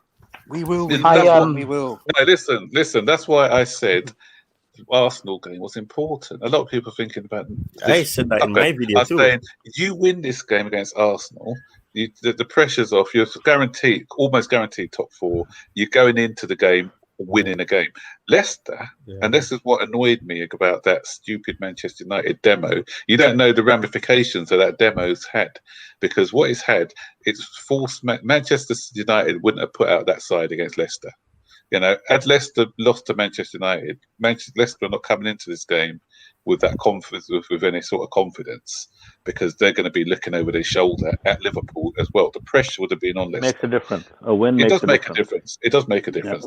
Yeah. They won that game. We lost. So we. I just think that I love Thomas Tuchel for what he's done so far in the club, and whatever I'm going to say today or in the coming days and weeks should not take away from that. That come what may, I think we need to put our support behind this manager and back him in the summer transfer window to get whoever he trusts, because it's obvious he doesn't trust some players in this team. It's obvious. I'm not going to debate whether it's right or wrong. He doesn't trust them. He doesn't play them when we feel or you know, somebody else would have played them. It is what it is. At this point, let's back him in the summer and see what the next season is. I'm kind of done with the season already emotionally. I'm done. I'm not going to put myself through the ringer for the coming games, whatever they are. Are you burnt out? Yeah. You burnt out. I'm done. I'm done because we're not looking like we have it. So I'm not going to pretend and put myself through that of pretending like we have it. If we pull something, it's probably going to be because other teams drop their levels. We're not raising our levels to anything now. It's going to be a bonus. Anything now is going to be a bonus. Yeah. So at this point, I would have seeing Giroud being brought on at 81 minutes of a game you're chasing tells me the coach doesn't trust his players like Giroud. Now we can analyze that to kingdom come, but it's not going to change the fact that that's what happened today. So at this point, give the man whoever he trusts. I don't care, because what else can we do?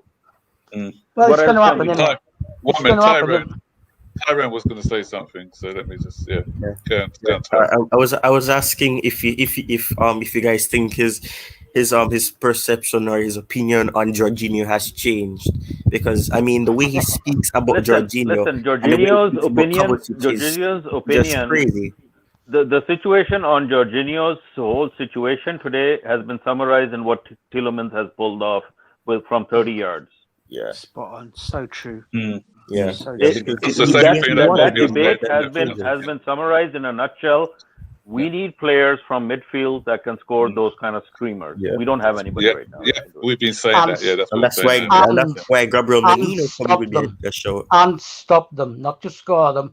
We need one who can stop them and one who can score them. So there was a defensive failure in midfield today to even allow that shot. That was the first failure. And I don't know who was supposed to cover that situation. Somebody was out of position. Well, it's him. It's him, isn't it? It's to the point. I don't know. It was a ricochet. It was a ricochet. It could have gone anywhere. It went where it went, and what happened. The point is that they did it and we didn't. But you know what, though, Mikhail, what he was basically doing, he was basically pointing to Silva to come and do the job when he should have been the one to clear out or stop the ball from being hit. So, I don't think there was anybody within 10 yards of Tielemans when he took the shot. But he should have been. But he should have been, shouldn't he? He should have been. Everybody got sucked in towards the ball, right? Yeah. And the ball ricochets and goes over everybody's head back where it came from. But you sniff danger. As a midfielder, you anticipate that. Right. He wasn't sucked into the ball, was he? That's the whole problem, right? The problem, you're playing two pivots. Kante or Kovacic are the ones who are going to break, right, and try and take the ball forward. In that situation, it's almost like we needed a third midfielder because somebody had to cover that. I don't know, how long have you been on? Did you not hear what I said earlier on about Makelele? I just came on. Yeah. I mentioned Makelele, right? Makelele always started from a central position. You didn't find him out on the wing, right? If the opposing team were breaking down the right or the left wide, Makelele always started from the centre, read the move, and went and dealt with it. That's where Georginio should be once Kante breaks or Kovacic breaks. He should be in the middle so he can react to anything that's either side of him, right? Or pick up something in the middle. You don't stand out wide and point You know what? to the defender to come out. Stav. I agree with you, but at the same time, I don't think that's the way forward. To start picking our midfield apart is pointless. They don't have it in them. Unless we bring in better players, this is all we can expect I've from always them. said about Georginio, he's not physical, he's not quick enough. I will never question Georginio's effort in midfield, but he has limitations.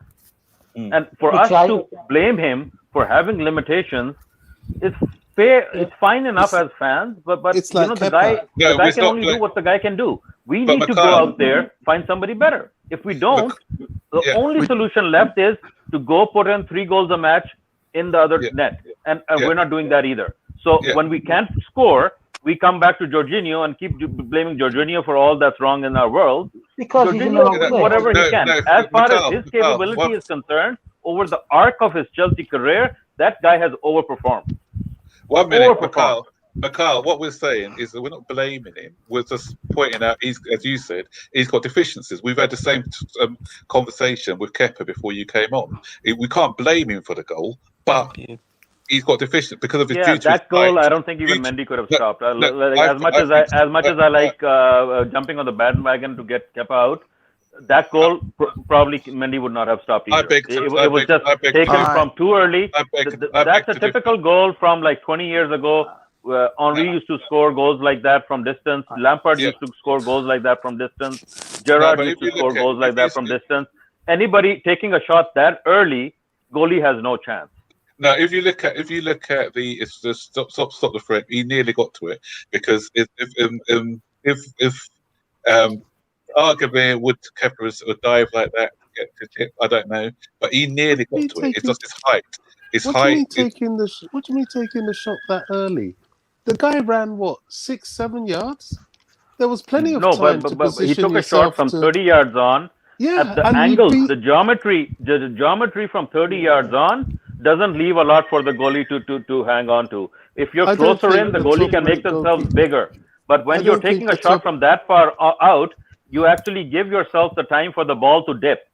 And that's usually what we don't see happening. Nobody in the midfield usually these days can make the ball dip from that far out. This guy did it today. I don't know how much it dipped, but he found the top corner and the goalie was trying to cover his angles. But how do you cover your angles if somebody's shooting at you from 30 yards off? It's not possible. He was close to it. He was close to the ball. He was very close to it, but he was just physically not able to do anything about it because he's too small. So that's out of his hands. Yeah, but it doesn't mean Mendy would have got to it. I'm not holding Kepa to blame for somebody scoring a blinder from 30 yards out. That's not Kepa's fault. Sorry. I'm not buying that at all today. Today, you have to take your hat off to Tielemans for scoring a goal worthy of an FA Cup. Listen. I point you back to the Leeds game, like I did earlier. The Leeds, when we played Leeds early on this season, a similar shot by the Leeds guy, Kepa has got a fingertip and touched it onto the crossbar. And I hear you. But here's the thing. If we are approaching games with the hope that nobody ever scores against us, and that's our only hope, I'm sorry, this is delusional. I'll take that point. That's a valid point. I think the reason here, the issue here is that we don't score. We're going to get people score against us, and we don't score. One goal is all it takes to beat us. One goal. What? That's why I'm worried about the Champions League as well, because that Manchester City defence are a mean defence this season, mate. They are. That's how they've won midfield. They've won the league more. They've won the league more on their defence this season rather than their attacking prowess. If you look, they haven't been outscored. They haven't been scoring loads and loads of goals. They've been winning games 1-0, 2-0. They don't concede. Before they went through, I think 10 or 11 games without conceding a goal. If you saw that game against PSG, where everyone put their body on the line, since that guy, the Portuguese guy Diaz, has come in. They defend like that. And we're not going to be getting a lot of chances against them. So if we get chances and we're wasteful, they're going to score goals down the other end, as Bobby said. No, here's the thing. Anything could happen on the final. I'm not saying we can't do it. I'm just saying I'm not emotionally going to get vested in us losing or winning. At this point, we've shown our levels. The past 2 games, this is where we're at in our season. If we can pull a rabbit out of the hat, it'll be a rabbit out of the hat. That's all it'll be. I don't blame Tuchel at the all. kids. I mean, he's having to deal with players that ultimately, these players are weak. You know, we have physically weak players, especially in the midfield, and that's where we have a problem. And that's where we could have a problem against mentally. The only player I saw that took a shot from distance was Rudiger. Where is our midfield? Yeah. Where is our midfield? And even Rudiger's shot was abysmal, but that's not the point. The point is, where is our midfield trying those from distance? He shot twice, didn't he? He shot twice. Yeah, the BT Sport commentator had to point out how bad it was. It was 25 yards wide. Oh God, yeah. But you know, listen, that's beyond that's besides the point. It shouldn't be up to the centre back to score goals. No, you're right. That's true. Yeah, why are they doing it? Where is the rest of our midfield? Where are set pieces? Yeah. Well, I touched on the set piece situation already. Like, if we're in a game where it doesn't look like we're going to pass our way to a goal, we should already be changing gears, trying to get ourselves into corners and free kicks from scoring distance. We don't do that. Yeah, but it's not going to be likely we're going to score though, because we need Zuma. Yeah. We need Zuma to be scoring those type of goals. Here's a question for you guys. Here's a question. Do you think Pulisic should have started today? I don't care who started. Honestly, at this point, I think the momentum's against us. We just don't have self-belief. I don't have self-belief right now as a fan, and I think we can see it in our team when they go out to play. We don't play like we're going to score 2, 3, 4 goals. We play like we'd be lucky if we score. Well, hindsight is a good thing. Max. I know. We should have had enough. And allow me my emotional hot take on today's game. Right? It is what it is. Definitely. You're not going to go commit suicide, are you? You can't have a downer. We'll see how we feel tomorrow after we've had a sleep or two, right?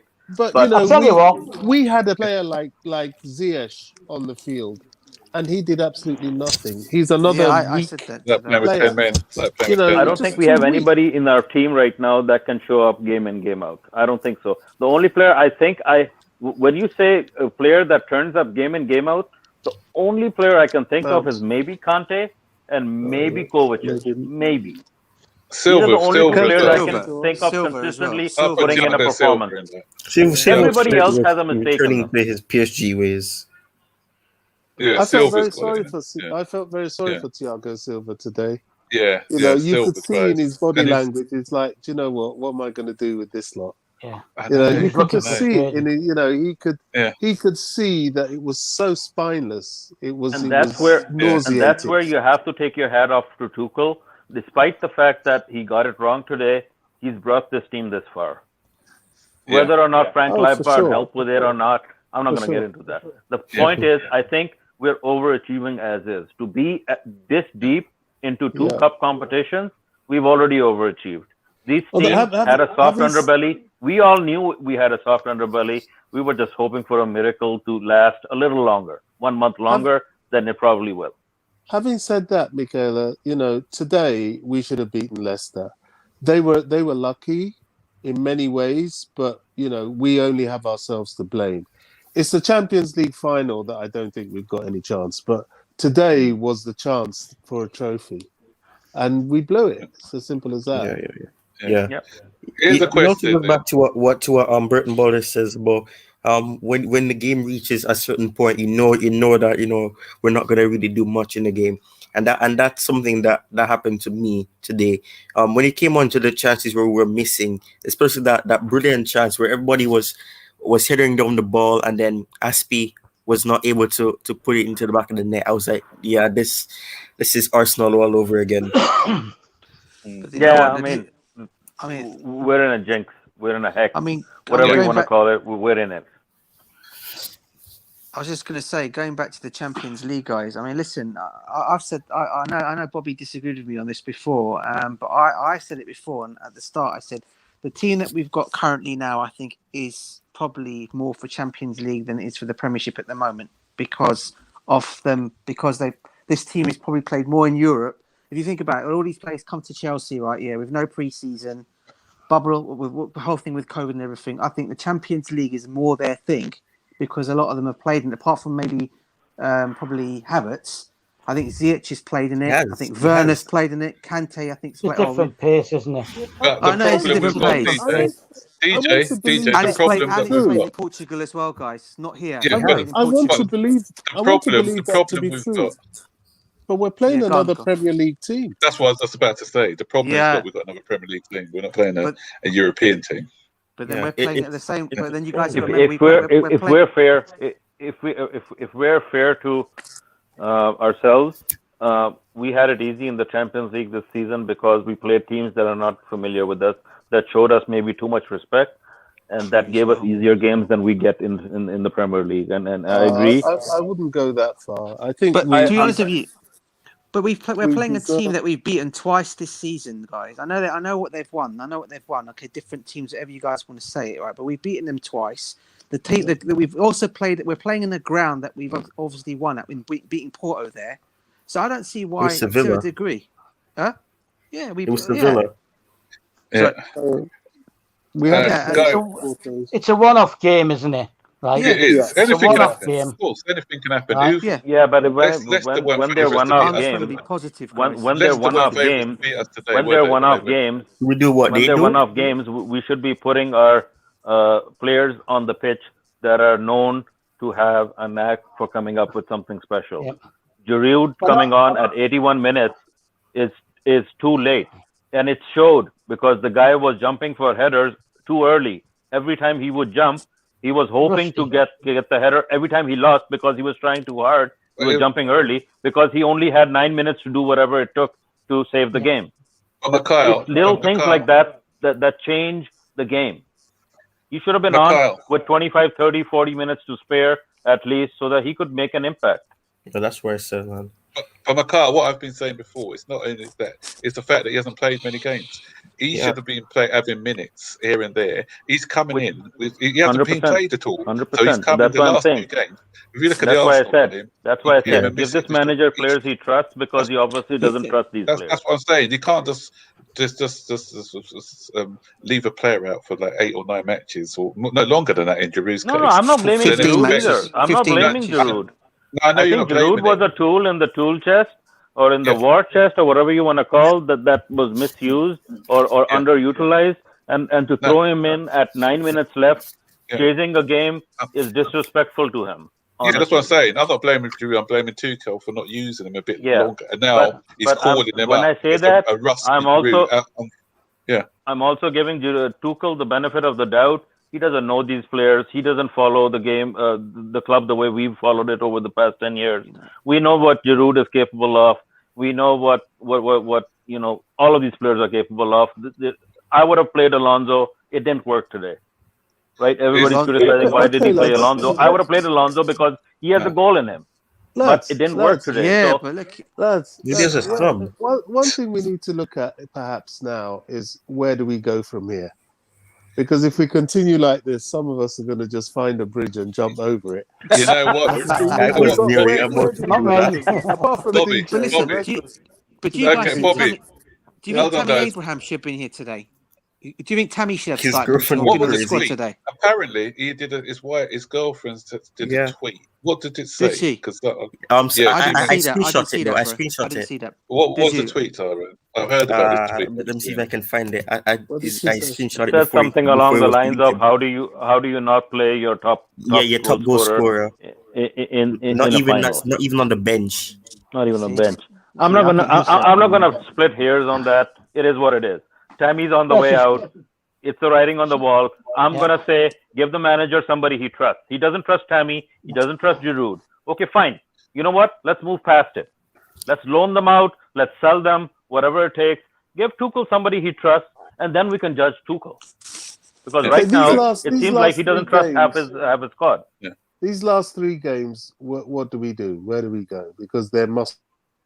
We pray. That's what we do. This one. Yeah. Well, We he's got pray to- and hope for the best. Yeah. He's got Hope for to the sit best. down. Lampard all He's over got again. to sit down. Right, he's got to sit down. Look at the squad he's got. Right. Look at a system that suits the players. Right. We've stopped being horrible to play against. Right. For the last 2 games, we've been found out. Teams have found a way of getting past that block and the 2-man pivot. Right. They've found a way around it. So he's now got to sit and come out with a plan B. Whether But that's have they, going though? for. Hold on, Sadaki, have they? They haven't found a Have way. they? Yeah. An own goal. they They have. haven't. Worldy. They Yeah, haven't. they have. Now, forget the worldie. A back pass, an overhit back pass, and a worldy goal. Yeah, because the pressure does. The pressure does. And they got into the spaces, right? And they forced errors out of us, right? Whereas before, you had the 2, right? Whichever 2 it was, they were playing as a pairing, right? They stayed close as well. They stayed close to each other, right? And there was less of a gap in that middle, right? But the other day, they pressured us, they pushed up on us, right? And Georginio bottled the pass because he rushed it, right? Maybe Zuma bottled it and he shouldn't have gone to Georginio, whatever you want to say, right? That's because teams have started pushing into us and pressurising us. It's different when you're talking Crystal Palace sitting back, right? They don't want to come at us. I can't remember a team needing to go through the sort of running that we have and not concede a goal. I think that's been a bit too harsh. We've got to be scoring goals. I'm not saying, right. The fact is, all this time we've been talking about our clean sheets, right, stopping teams scoring, right, and now suddenly they're scoring. Okay, it was only 2 goals, 1 per game. I've seen that. Right. Okay. Right. If you look at Tuchel's tenure, out of the 4 games that he's lost, one's been a worldie from 30 yards. Yeah. Two have been goals. We have basically created our own goals. Exactly. Almost. Exactly. Yeah. So 4 games or 5 games that he's lost. Okay, you add the West Brom game to that. 5 games he's lost. Only West Brom has really been a damning statement on 10 men as well. It's West Brom. Yes. That's the only question mark against his preparation for a game. I keep coming back to the same thing. Are we a team that can score 3 goals or 4 goals every game and leave it at that point to the opposition to score more and win? We're not. We're not, we're not there yet. Yeah, because that's what Liverpool's and Man City's are capable of right now. Yeah, I know. I agree with you. I agree with you, right? But the way we've set up, right, is to keep the clean sheet and try and counter quickly and get in behind. It's been working, but it wasn't guaranteed to be the way to success. I'm not saying that. If you listen to me, right, I said like 2-3 weeks ago, he's got to come up with a plan B because sooner or later, right. The point is. Yes, it was a worldie, right? It was a worldie. Tielemans scored a great goal, right? I'm not even debating that. Right? You have to analyse the shot. You have to analyse the shot and how he got in there to have that shot. Previously, teams couldn't get shots in on our keepers, right? You can laugh all you want, right? Mendy, on average, has faced 1.67 shots he's faced, right? And he's made 1.7 something or other saves per game. Kepa, extra save per game, faced an extra shot. That's because, and it's the same with Man City, right?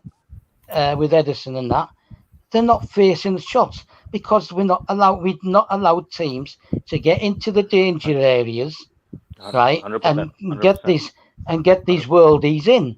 Now 100%. suddenly they are, right? Yes. And that's the problem. So it's a problem in midfield. We're failing in midfield. If you look at the Real Madrid game, the 2 shots that Benzema got off, even the goal that he scored, even the goal that the Persian guy scored in the game before, it was all because we allowed those shots to be taken. Right, so there was a bit of systemic failure for those shots to even be attempted. But that said, it's a sport. The other team comes to play. The other team comes to win. We cannot be a team that hangs our result in the balance based on one goal being scored against us. And that's what's been happening lately, that one goal is enough to defeat us. We're not clinical enough. Yeah, everyone knows that. We're not clinical enough. And that's the... Which is There has why, been a decline too. which is why I'm now saying, having said all that, Leicester were quite lucky, the whole VAR situation. yeah, but you can't leave it to luck, can you? It was offside. No, Like no. in this day and age, it was offside. We knew it. The minute he scored it, I knew it was going to be close. It looked offside. Yeah, well, it looked offside. But when was it It looked offside? offside When the ball was played. based on VAR standards. Knowing what VAR does with those situations, once they get the ruler out and start drawing those lines, you know which way it's going to go. Yeah. Anyway, guys, Yeah. I just want to do about 5 more minutes because I've got stuff that I'm going to do. It's quite late here. I just want to ask you guys then. Obviously, we know that it's something's broke at the club. We need a bit of leadership in there, we need a bit of physicality. We need some cutting edge into our side. So if I go around and ask you guys, if you had money to get 3 players in this season, money's no object, who can make a difference? Or say 4. Which 4 players could come in here and make an instant difference? May decide that we want it to be. I've got For me, Varane, it has to be players that can score goals. Whether it's from midfield, Verratti. or whether it's from set pieces, or whether it's from headers, or whether it's from tap-ins. We need players that can put goals on the scoreboard.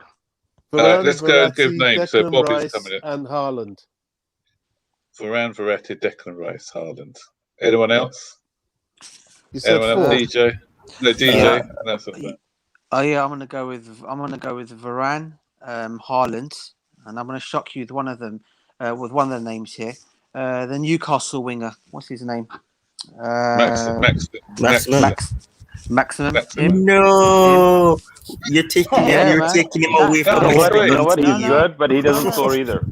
That's his choice, though. That's his choice. No, but I think he has been scoring last couple of years. What are you guys talking about? He has been scoring.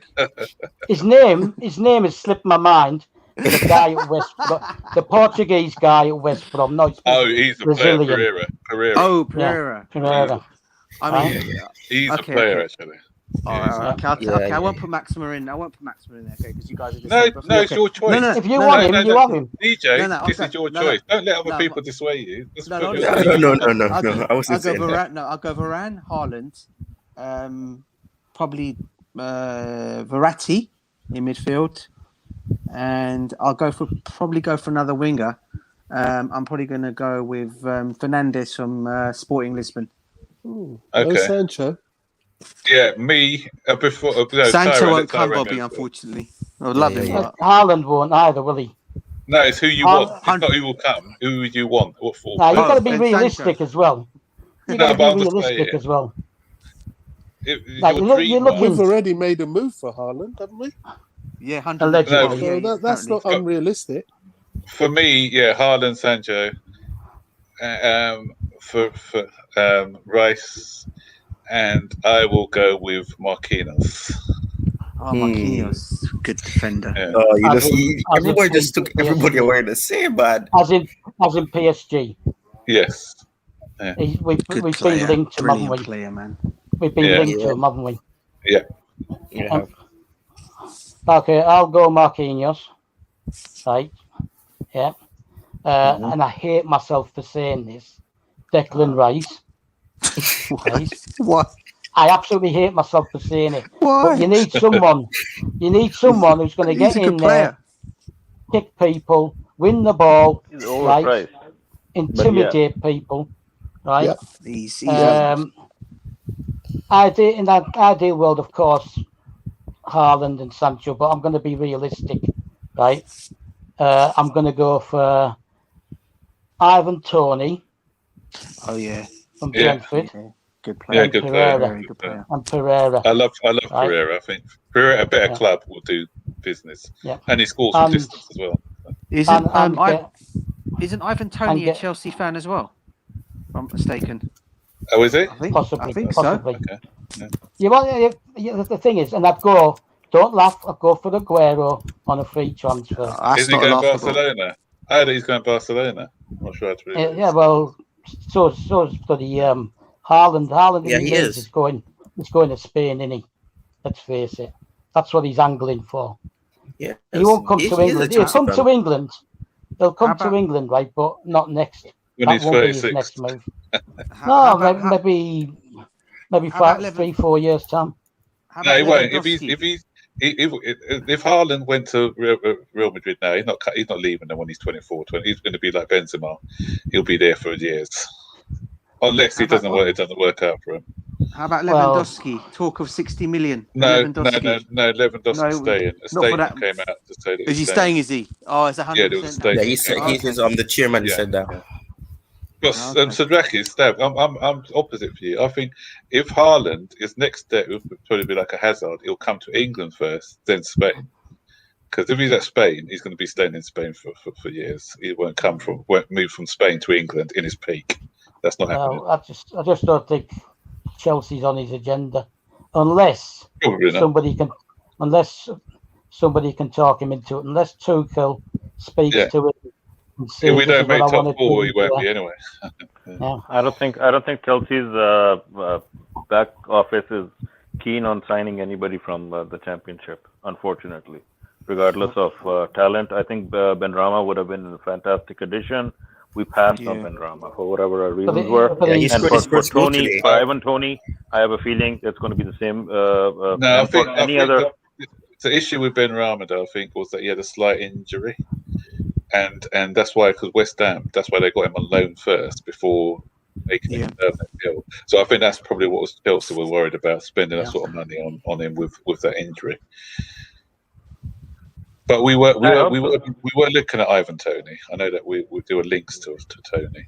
Yeah, and to confirm, he is that we want. The Chelsea that used to get business done would sign a player, and that's the first we'd hear about it. So any player that we're linked with, unfortunately, I'm sorry. Forget about it. Yeah. Forget about it. Well, yeah. So Havertz, remember we were linked. I never believe anything. I never believe anything till I see them standing there with the shirts or sat next to Marina signing the documents. Right? Even with Havertz, right? Even with Havertz, towards the end of the trying to get the deal done, there was issues. And that Romano, whatever his name was, right, twice said he'd had medicals and he'd signed when he hadn't. Yeah. Right? Yeah, I remember when Burton Ball was making videos about it. It's okay, these so-called experts, right, saying this and saying that. What they're doing is they're picking up on a story that's doing the rounds, right, and looks likely, and they're rehashing the story to make themselves look good. I never believe anything until I see the player at Stamford Bridge. Yeah, Stev, remember Colin Hutchinson? He was when this guy before you knew it, he was, we didn't know about the transfers, and they just rocked up. I always remember the day we signed Ruud Gullit, and then Marquis rocks up next to him, and nobody knew that. And we're That's thinking, my point. Yeah, I remember that day. I remember that. That's my point. Yeah, that's my whole point. Yeah, and it was pretty much the same with Kenyon. Kenyon went and got the job done, and then we started trotting the player out, right? The only ones apart maybe from the Robinho one, wasn't it? When we started printing shirts for Robinho. Man, what a mistake! Yeah, but that was the manager of the club shop, wasn't it? Who started that? He started printing shirts before we signed him. The only other one was Ian, because that Olas, whatever his name is, was a dipstick, and he was trying to get a record fee for the. He leaked in the press, didn't he? And he said, he wants something. And he wanted more money than we. Would you guys get back David Luiz? David Luiz, that was that was a surprise. Yeah. He's leaving Arsenal again, so let's get it for the third time. Third time the charm. He'll probably go back to Benfica, won't he? If they want him. I know he gets him back again. Right. Anyway, guys, I'm gonna leave you with this thing, because this is a question by Deal said. Whether to win the Champions League. Obviously win the Champions I League. hate those sort of questions. Obviously win the Champions League. All these, would you do I this or jinxed that? it, man. I jinxed it. Yeah. I And are jinxed we it. I think we're confident probably going to against finish Tuesday? sixth. You know what? That's the question after Tuesday. Yeah. But you know what? I'm going to leave you guys with this, and I hope so. Hopefully, some of the Chelsea fans are watching this. What's this? Hopefully, I'm going to leave you with this again. Can you see it? Yeah. Have you seen that stab? Amarty disrespecting Chelsea. Every Chelsea supporter should be looking at this. I mean, every Chelsea player should be looking at this. And Who's this? Amarty, the Leicester footballer, the rubbish one, he couldn't even get onto the side. He came off the bench, didn't he? So I don't know what he's disrespecting us. Can you see what he's doing? Matt, sorry, We Matt. need Is to that going around on Twitter at the moment? Yeah. It is. He's actually disrespecting us. I think it's Instagram. Well, you should tweet it. Guys, Throwing it to he has us. every right to. He has I'm gonna every right retweet to. that Tweet around. it. No, that's unprofessional. If you're, but Mikhail, if you're a Chelsea player and you're seeing that and you're not motivated to go out there and do the business on Tuesday, then you've got no business at my club. I hear you. Right? I hear you. Yep. I hear Tweet you. it, Max. I just don't think it'll happen. Mikhail's on a downer today. Right. Oh, yeah. Time. Oh yeah, Yeah, I want I to can bet. see you. Oh, I'll tell you You need what. to see I'll tell you what. We'll beat them 3-1 on Tuesday. Chill. Chill. And I never predicted we're going to win a game. Never ever. Chill. Tonight, I put the team on Facebook, right? The Facebook page I run, right? And the first comments that came on, oh, for Christ's sake, Georginio and Alonso, right? We didn't even know that he was going to switch Reece and Dave, right, or Aspie, right? Mm-hmm. That was a big mistake as well. Probably bigger than starting Alonso. Stick to a solid defense, right, and leave the players for going forward. The fact remains is that I think he's lost the plot. He's lost the momentum. He's overthinking it now. Yeah, that's what the media. Yeah, he looks like he's under Did pressure. Yeah, and that's what we said on Baggy's stream, that him exposing who he's gonna play, it just shows that he's under pressure. The best. That's why I said even Jose is guilty of having done things like this, like overthinking games and given the opposition too much respect. Pep does it all the time. Pep does it as well. Yeah, so it is what it is. That's what I'm saying. I blame today's result on Tuchel, but I want to back him through the summer. Give him players he can trust, because there's some trust issues. There's some trust issues with Tuchel and the squad right now. I want to keep him. Let's give him a contract. Let's give him players that he trusts, and then we judge him next season. Have you guys seen what's trending on Twitter? Have you seen what's trending on Twitter? The fans already saying they want him out. Yeah, they said Tuchel out. Tuchel, it was on the official channel too. People were saying Tuchel out. Yeah, listen, on the Chelsea's I don't bother with Twitter. Listen. This is what's happened, right? Because that's what I say about people with agendas, and I hate this with agendas. People who've got agendas, they were waiting. The ones who were saying about Lampard out and everything. So those people were waiting for bad results. That's why with Lampard. Remember when he went on that spell of 13, 14 games? He wasn't getting any of the credit. As soon as he went on the bad spell, it was Lampard out, everything.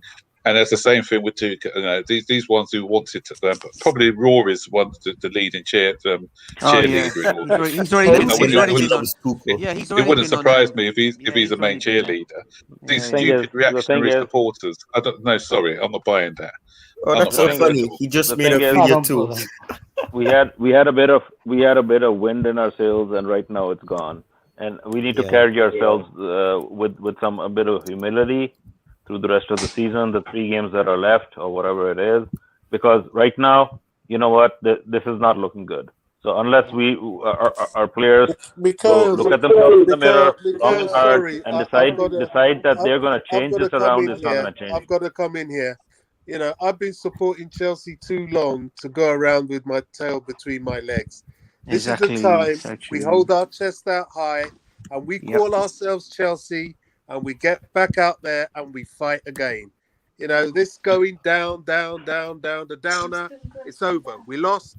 We got beaten. It's not over, we man. fluffed It's not it, over. It won't be so we over. move It on. won't be over till we Yeah, change FA our Cup's tune. over. Honestly, Right, Yeah, listen. because it's this entitlement that's leading to the results we're getting. No, Mikhail. No, Eight it's not losses. entitlement. 8 losses in 11 finals. Come on. Yeah, well, Come we on. still got to have some pride. Come on. Mikhail, can I tell you something? Before you came on, this is what I said. When Chelsea are overconfident, like loads of people thought we were going to bang on. I wasn't confident, but by the way, but a lot of people thought we were going to beat Arsenal. We lost. A lot of people thought that this final was in the bag. We lost. When doom and gloom starts to set in, and we get to the position where people say, "Okay, Chelsea are not going to do anything," that's when we show up. So this is the Chelsea thing to do, mate. So this is the reverse psychology I'm trying to bring in. That if we go into games with our noses in the air, we get our asses kicked. Let's change our tunes, guys, please. Because I don't think I can take much more of this. I think as a master tactician, and I put my head up. I know I'm spoiled. I'm spoiled by the last 20 years of Roman's era and getting used to winning. But it is what it is. Guys, I'm going to stay on for another 5 minutes or so, but I want because I've got our friend Klasrif in. I'm not. Can I just make a quick point? I'm not as posh as Baggy. I've only got 6 things at the moment. I'll drop. Guys, anyways, up the Chelsea. Hoping for 3 more wins to end the season. I'll drop. Okay, thanks. Take it easy, Mikhail. Take it easy, Mikhail. Can I just say something? Yeah, say something. Just say something. Right. He's a master tactician, so we keep getting told. If you've seen him at Dortmund, you've seen him at PSG. I think now he has to come up with something different and try and catch these teams on the hop. Right. Pick his 4 most solid defenders. Right. Pick Kante, Mason Mount, and someone else in the 3-man midfield, and pick 3 players, whether it includes Giroud or whatever, right? And just go for teams' throats. Let's just try and outscore teams' throats because they're going to prepare to play against us with this current system. That's what teams are preparing for. He has to do something different. Change it up, man. Change it up, definitely. Change it up and do it game to game. We've got a squad that can play any system he wants them to, right? He's got to lift them up, right? Go 4-3-3. Conte did it when we were struggling when he first came in, right? Yeah. And then don't let teams know what you're going to do. Stop saying who's starting, who's staying on the bench, who's fit, who's not. I hate that. Stop all that nonsense, right? Yeah. Change your system. Do you remember when we played Barcelona? We got beat 2-1, that Anders Frisk one, right? Yeah. Right? Do you remember when they were getting they asked Mourinho to name the team, right? The Barcelona team. To name his own team. Yeah, name the team. He named your team, and he said, I'll name both of them. He named both of them, right? And then said Damien Duff was injured. Well, I went to that game, right? And I was watching it on Spanish TV, and when I watched the team get off the bus, and Damien Duff jumped off the coach, right? Jumped off the coach. I knew he was playing, right? And he conned them. All right, we still lost 2-1, but if Drogba hadn't been sent off, we would have won that game. Yeah, I was at that game. Was that the one we were 1-0 up when Belletta scored? Yeah. And then that Maxi Lopez score came off the bench. Yeah, that's the one. Right? We were ripped off. Yeah, we were ripped off, right? Yeah. But that's just say nothing, don't name anybody, and change it up. Let's do something different that they're not going to expect. Yeah. Right, Klaus. Go on. Sorry, I got this Klaus riff on. I want to hear what he's got to say. So hey, Klaus. Welcome. Oh, yeah. Bro, hello. I had a very weird day today because I was invited by 3-4 streamers today. So, listen, when first time I remember I came to you, and I was talking about how we should sack Lampard, and right now my opinion was like Tuchel has been doing some something wrong for last two games, for Arsenal game and then today's game. And trust me, what happened with me was shocking today. I spoke against Tuchel today, and I had received death threats on my Instagram. On streams, people have invited me, and there is an American guys who are literally shouting at me. And you do get like I do. Sorry, Clive. What did you just say? You said that you said the same thing about Tuchel. What, because of Tuchel? I spoke against Tuchel. I spoke against Tuchel. Right. Okay. I had an opinion against Tuchel. Right. So for past two games. Right. So today I went to all these streams. There's a stream called Monster Streams, and there's a I've seen Monster. Yeah, and Carefree Lewis. I've seen Monster and Carefree Lewis. And Carefree Lewis stream. Yeah. And they invited me. And on Monster Stream, there is an atmosphere where you have to talk over each other. And on Carefree, it's just a fun lads. You know, it's cool. They're good. They're all good. You're just having a laugh at each other. So I have all these friends, right? On Carefree Stream, I have all these friends. They keep inviting me back. But there's an American guys. Daniel? They're literally shouting at me. I'm just 18 years old. And I had such a tough day. And after that shout, there's a guy called Jester. He screamed at me. Yeah, I know Jester. And then I left. And then on Instagram, there are Americans who are writing me death threats. Seriously, you got to ignore those things because it's. I know it's hard. Ignore it, but with the death threat, they're going to come over from America and things. You know, it's just people hiding behind their keyboards with their. You know, that's a nonsense thing. And at the end of the day, Chlesea, you know, I may not agree with everything you say because we've had our disagreements, but at the end of the day, this is have an argument. You know, I had a big argument with Sodraki the other day on the Kepa situation, but at the end of the stream we kissed and made up because that's what football's about. It's about if everyone had the same opinion, we wouldn't be having shows like this. You know, everyone would be agreeing. So you know, you've got your opinion, we've got ours, so that's fine. But they're different. The funny thing is that he also they bring him on as a way to use him as well because they know that he would attract people. So that's what they do sometimes, like Monster. Because I've seen him on. I was on the Carefree Lewis stream that you were doing, and like Johnny and everybody was like they were going off at him, and like he's talking crap. That he needs to get off of this and that, and like they were talking crap, and you know it was so toxic. So I had to come off. Johnny guy, and they all are my friends. Yeah, we know what we are doing, but this American guy, I don't know. They don't understand what we are doing. And he literally, my dad never screamed at me like that. Damn, boy. You know? And then obviously I got kicked out. I didn't got kicked out because the host is my friend and he wrote me on Instagram that, you come back again. So I went back again and I said, I apologize. I made an American comment on him. Like he shouted at me and I said, who's this American guy? And then I left. And then I apologize for that. Do you know what? But I wouldn't even let it stress you out, man. Because as everyone has just said, man, I get it's not right what they're doing, and I disagree with it completely. I mean, but what I will say to you is, as everyone says, it's like Max has said, it is just people that are just behind things, just saying what they want to say. But listen, you know you're better. I know you do come out with some controversial points. I get that, but it's funny. I like it. It's good. Yeah. It's always funny. Always funny. They are good. Listen, I do understand British and European people much better because I think we understand each other better. Where are you from? The other day, I was on Baggy TV, and I've been on Baggy TV many times, and he kicked me out. I know it was just a laugh because I know him and he knows me, but this American people are actually coming at me now. They're being very, very aggressive. Like just ignore them. Ignore it, bro. Ignore it.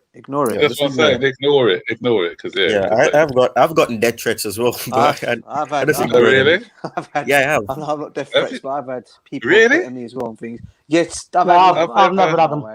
I've never had a death threat.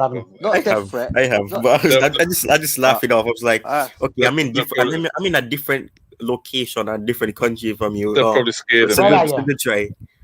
Where are you? He's Where you Jamaican. living? He's in I Jamaica. was Jamaica. thinking, And I Chlesea, was where you? thinking, Close, you're Austria, ain't you? oh Is yeah, it I'm in Austria? Austria. Yeah, Austrian Austria. German. Yeah, yeah. And Well, I'm in I Cyprus was now. what? I'm in Cyprus now. You're in Cyprus, yeah.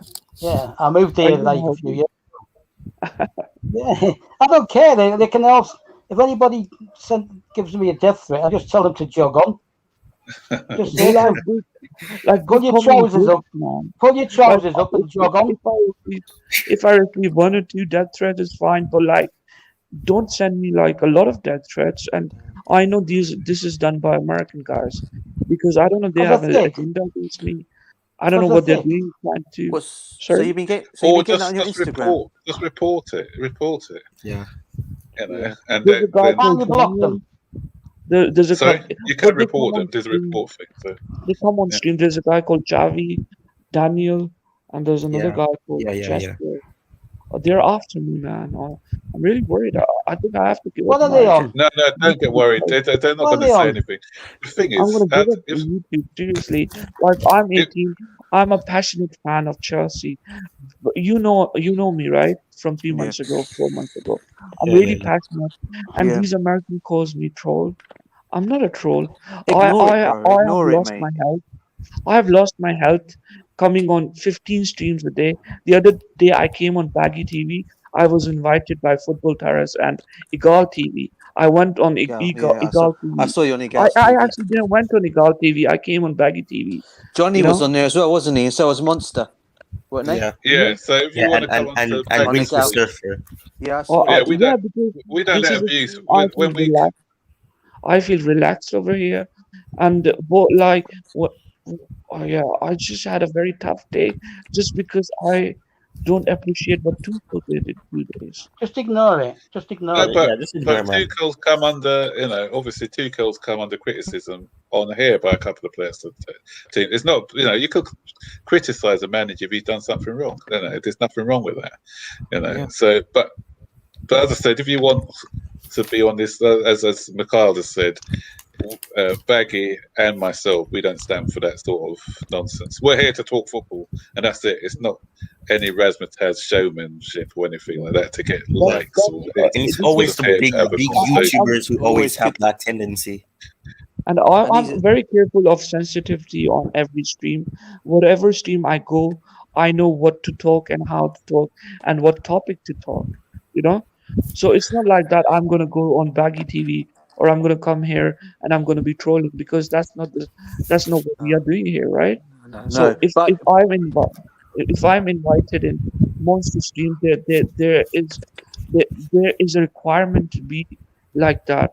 And when I'm invited in Carefree Lewis stream, there's a requirement of being like that. Yeah, they use it for views. They use it for views. You attract people. That's what I can't talk against them too, right? Who's Monster? Also, Chlesea, just the other thing I was going to say, man. I like when you're with what I think is that your debates are really, really, really good because you do come out with some stuff. That start little debates that which are cool, but not in a bad way. In cool way, cool way to debate with you. British like false European eight. people. Yeah, it's cool. I like it. Like Good debate. British and European people can understand my debate and they can have a laugh. But the problem is American sensitivity. They are very, very aggressive and they don't get that. When they think that when I have a point, I have a better point, and they don't have a point, they start screaming at you. And they don't get it. Like I'm just 18-year-old. Like let me have where's my all this point. happening? Where's all this happening? It's on other streams. Other streams. Which ones? I mean, I remember. Sounds like ones I should go to. I remember when you came Sounds on here like once. ones I should go to. You know, I remember when you came on once and you said, "Sell Hudson-Odoi." We should Yeah. Havertz, And Academy players can never make it at Chelsea. Exactly. I was against Lampard, and I am a biggest Tuchel fan, and right now I'm against Tuchel. So like, you cannot like say me if I have agendas. I've never had an agenda against Lampard. For me, a club and players are bigger. I've lost my health. I've actually smoked a lot of cigarettes when we lost. During Lampard time, I literally couldn't sleep. I couldn't sleep. I couldn't sleep. That's why I joined YouTube. I joined YouTube.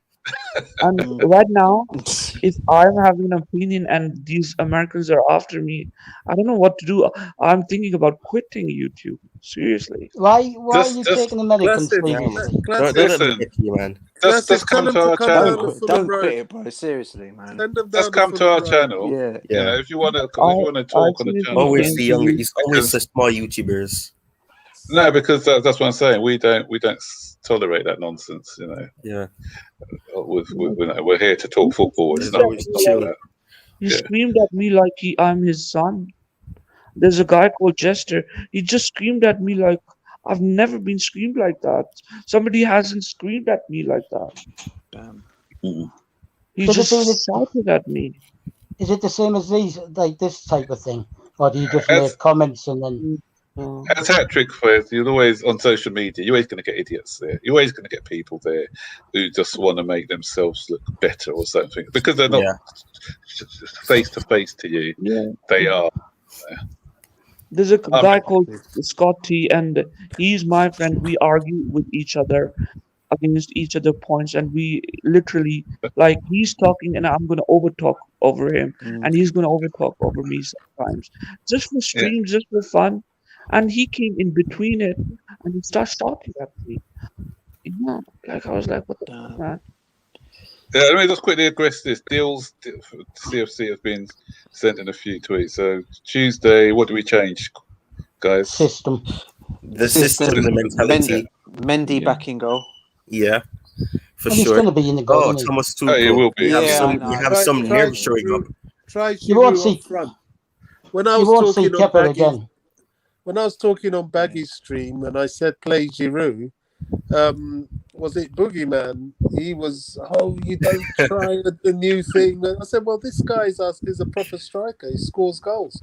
Yeah. And he was so against it. I think we should play him on Tuesday. I'm not We I'm need not goals against and we haven't it. got a striker. No, I'm not against it, right?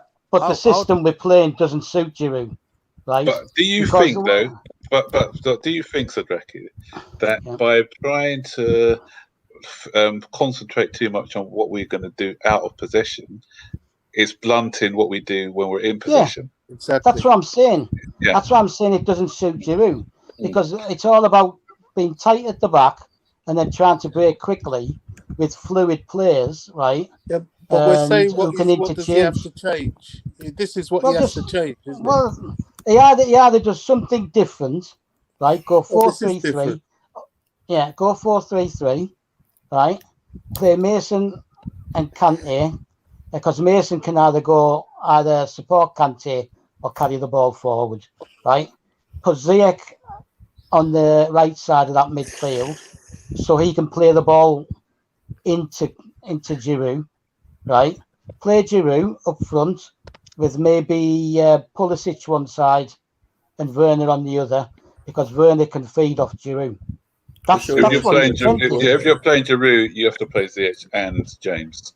Yeah. I'm not sure I want to see Ziyech start on Tuesday. If you're playing Giroud, you have to play Ziyech just for the crosses. But Stab, would you not want to put Cover back in the midfield if he's fit? No, because I'll be like what I'm doing now is you've got 3 games, yeah. I want to change it up every game, do something different each game. You've got days on the training pitch to prepare for games, right? So nobody knows what we're going to do. Right now, they all think, and probably rightly, that we're going to play the current system, and they're going to prepare for that.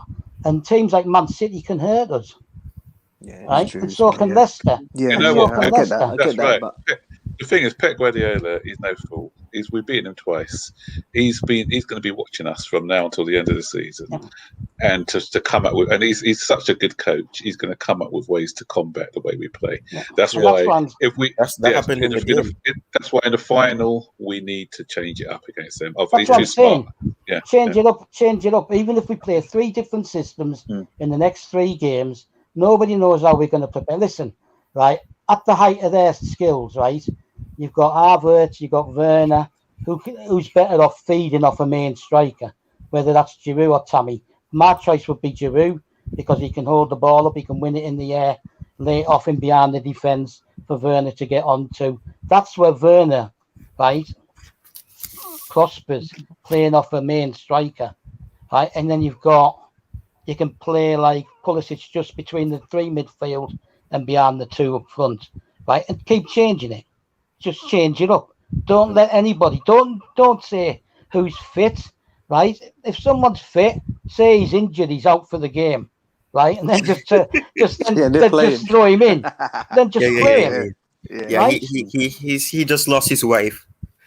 Yeah, but like, it doesn't matter, right? Just change it up, right? You've got 4. Like we've got the game on Tuesday. Then Villa, is it Sunday? Villa, the last game of the season. Sunday. Right? Yeah. So you've got 4 or 5 days to prepare for Villa, right? We know their weaknesses. What we're doing is we're just basically trying to play the counter attack all the time. And if those players are not on their game, right, you're not going to score. And that's why we're not scoring, because we're concentrating too much on the defence. Just change it up. It doesn't matter. Right, so just get the 2. What's your views on Tuchel? Like, I what do like you him. think? I like him. I like him as well. And it's been said time and again. What was that? What are views on Tuchel? Tuchel, yeah, I'm judging Tuchel next season. He's coming. This season, he's coming in a difficult way. He's what he's done. He's just come and got a system that made us more difficult to play against.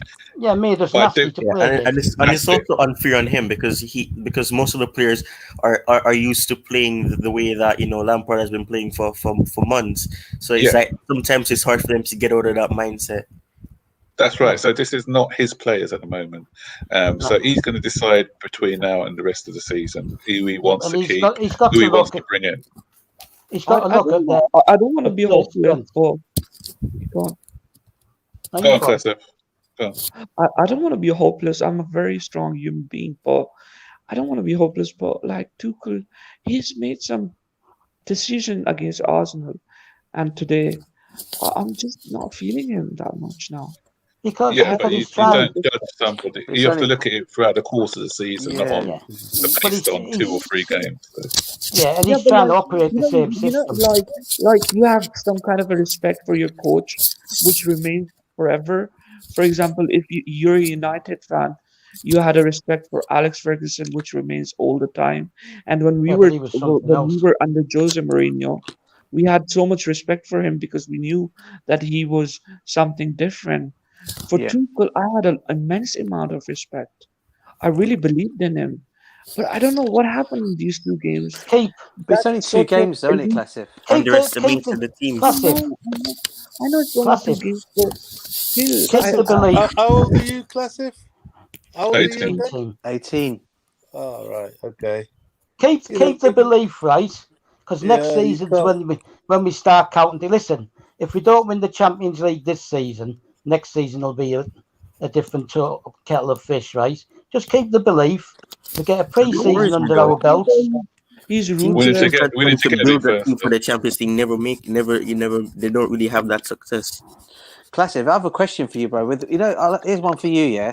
Did you really think, with all the players that we signed this season, right? Okay, because I've asked the panel this as well. It'd be good to get your views. With all the players we signed this season, with no pre-season, right? They came to the country with the COVID times as we were in. Did you really expect us to be in a position that we're in now? An FA Cup final, which we've obviously lost, I know.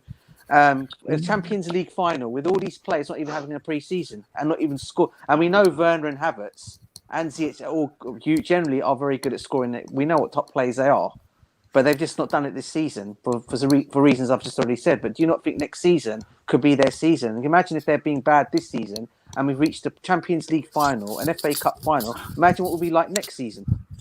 But like Tuchel reached to FA Cup final and Champions League final with the same players.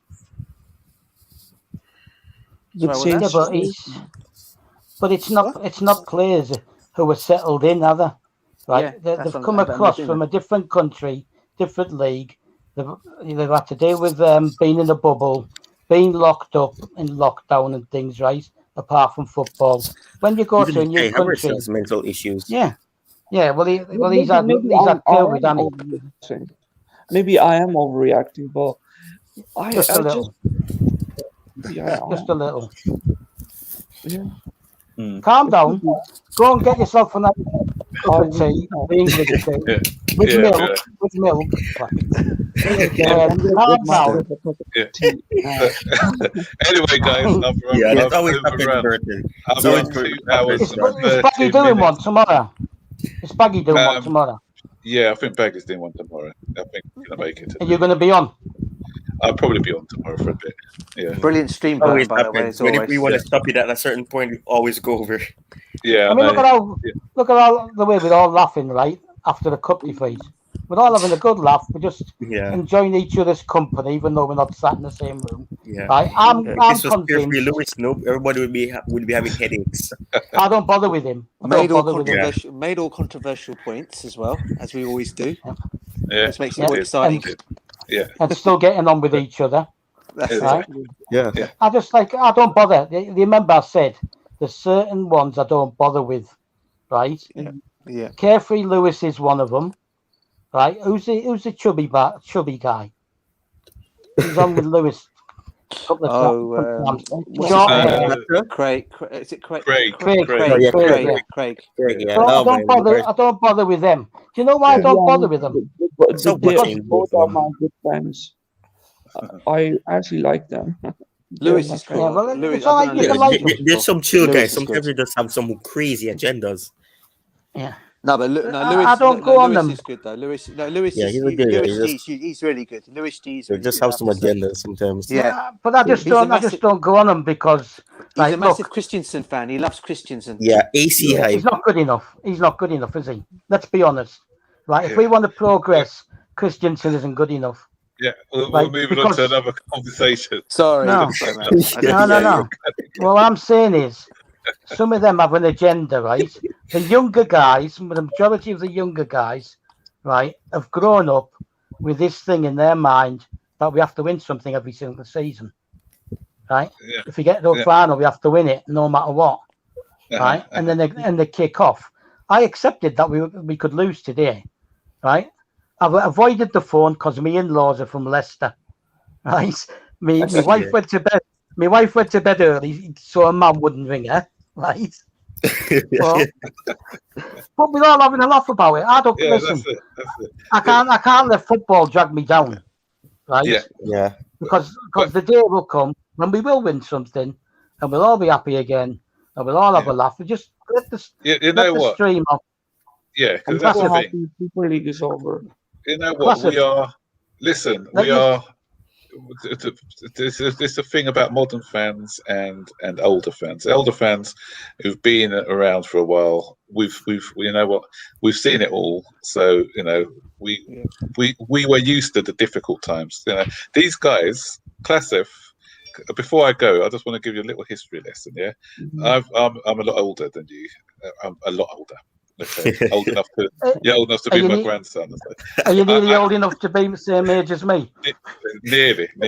Listen, I started supporting Chelsea in I'll say 76, 77 maybe, when I was old enough to remember. Yeah, I went 21 years before seeing us win a trophy. Say 76, and we won a trophy in 1997. So say 21 years. 21. Yeah, 21 years, right? Wow. Max, so, I got excited. I got excited winning the full Members Cup. That's right. I got excited getting into the final. I actually got excited getting into the full the members final. And against Man City. Funny enough, wasn't it? 5-4. So there's an open tyrant. Oh no! I'm done with omens these days. My omens failed me. Yeah, it's gone. Yeah. So Chlesea, all I'm saying is that because back then, you know, we didn't win a lot. So the thing is, we've been spoiled over the last. Over the last decade or so, we've won the most trophies in England. Okay, So, so everyone's expecting us to win something every single season. We don't win something a season, then it's this manager needs to go or this player needs to go. Yeah. So we got to have, there's only at the end of the day, there's 5 trophies we're playing for, and we can't win them all the time. So there's going to be times when we miss out. So we just need to celebrate the good times and just move on when we have a defeat. And we invest so much time on Chelsea. I've invested a lot of time of myself on online, on streams, on everywhere. And it's just really disappointed that some people, if you don't agree with them, for example, I had disagreement with some American guys and they call you trolls. Like, why are you calling me troll? Like, I have invested so much into it. And by saying me a troll, you're just disrespecting me as a Chelsea fan. Yeah, you need sometimes you need to take a break for yourself as well. Yeah. They're the trolls, mate. They're the trolls. Yeah. Not you. They're the trolls. If I was so harsh on Lampard, why can't I be harsh on Tuchel? That's the thing, yeah. So yeah, it's never consistent. You can be whatever you want. Exactly. Right? It's up to you. Everyone's got their opinion. You can be whatever you want. Everyone has opinion on whoever. Yeah. But all I'll say to you, class, before we shut down, is go and have a cup of tea, a couple of pieces of toast or something, whatever it is, whatever it is you have in Austria where you live, right? Yeah. Forget about today, right? Get up tomorrow, go on the internet, try and find a stream for the women's Champions League. Oh yeah. Right? And watch that game. We're winning that. It's on BT. It's on BT Sport. It's on BT Sport. I'm a bit angry because I've just realised it's not until 9:15 here, right, in Cyprus. But I'll watch it. Oh God. Yeah. Right. But I'll watch it. I'll watch it. At least our woman could do the quads this season. So yeah. Yeah, but the thing is, they signed a new player, Max. They signed a new player. Yeah. Oh, is it Reece James' sister? No, another They're one. After it. It's I think some German defender. Yeah, and they're signing Reece James' sister as well from Manchester United. Oh, that's so nice. Yeah. She's quality. She's quality. Yeah. Right. If they win that tomorrow, right, whichever team wins that Women's Super League tomorrow will become the first club to win all 3 Champions Leagues. History. Men, women, and youth. Right. So whichever team wins that tomorrow, they're the first club. So it's creating more history. And I believe in Emma Hayes. Right. Yeah. She's a bit weird sometimes, on the touchline, but she knows what she's doing. Yeah. And I believe in Tuchel. I believe in Tuchel as well. So Class F, just believe, right? If you want to write off this season, write it off. But just believe that next year you'll be getting all excited. Right? Don't believe in it. Yeah. And don't write but I won't be able to see it. Of the champions in Class F, Don't write exactly. Anything can happen. Anything can happen. All right then, guys. Thank you. End it right now. End it. And peace out. We'll hopefully see you guys tomorrow. And you know what? On the 29th, we're going to be having a different conversation. Hopefully. Yeah. All right then. Cheers, guys. Take care. Thanks, mate. Peace out, guys. Bye, boys. Bye.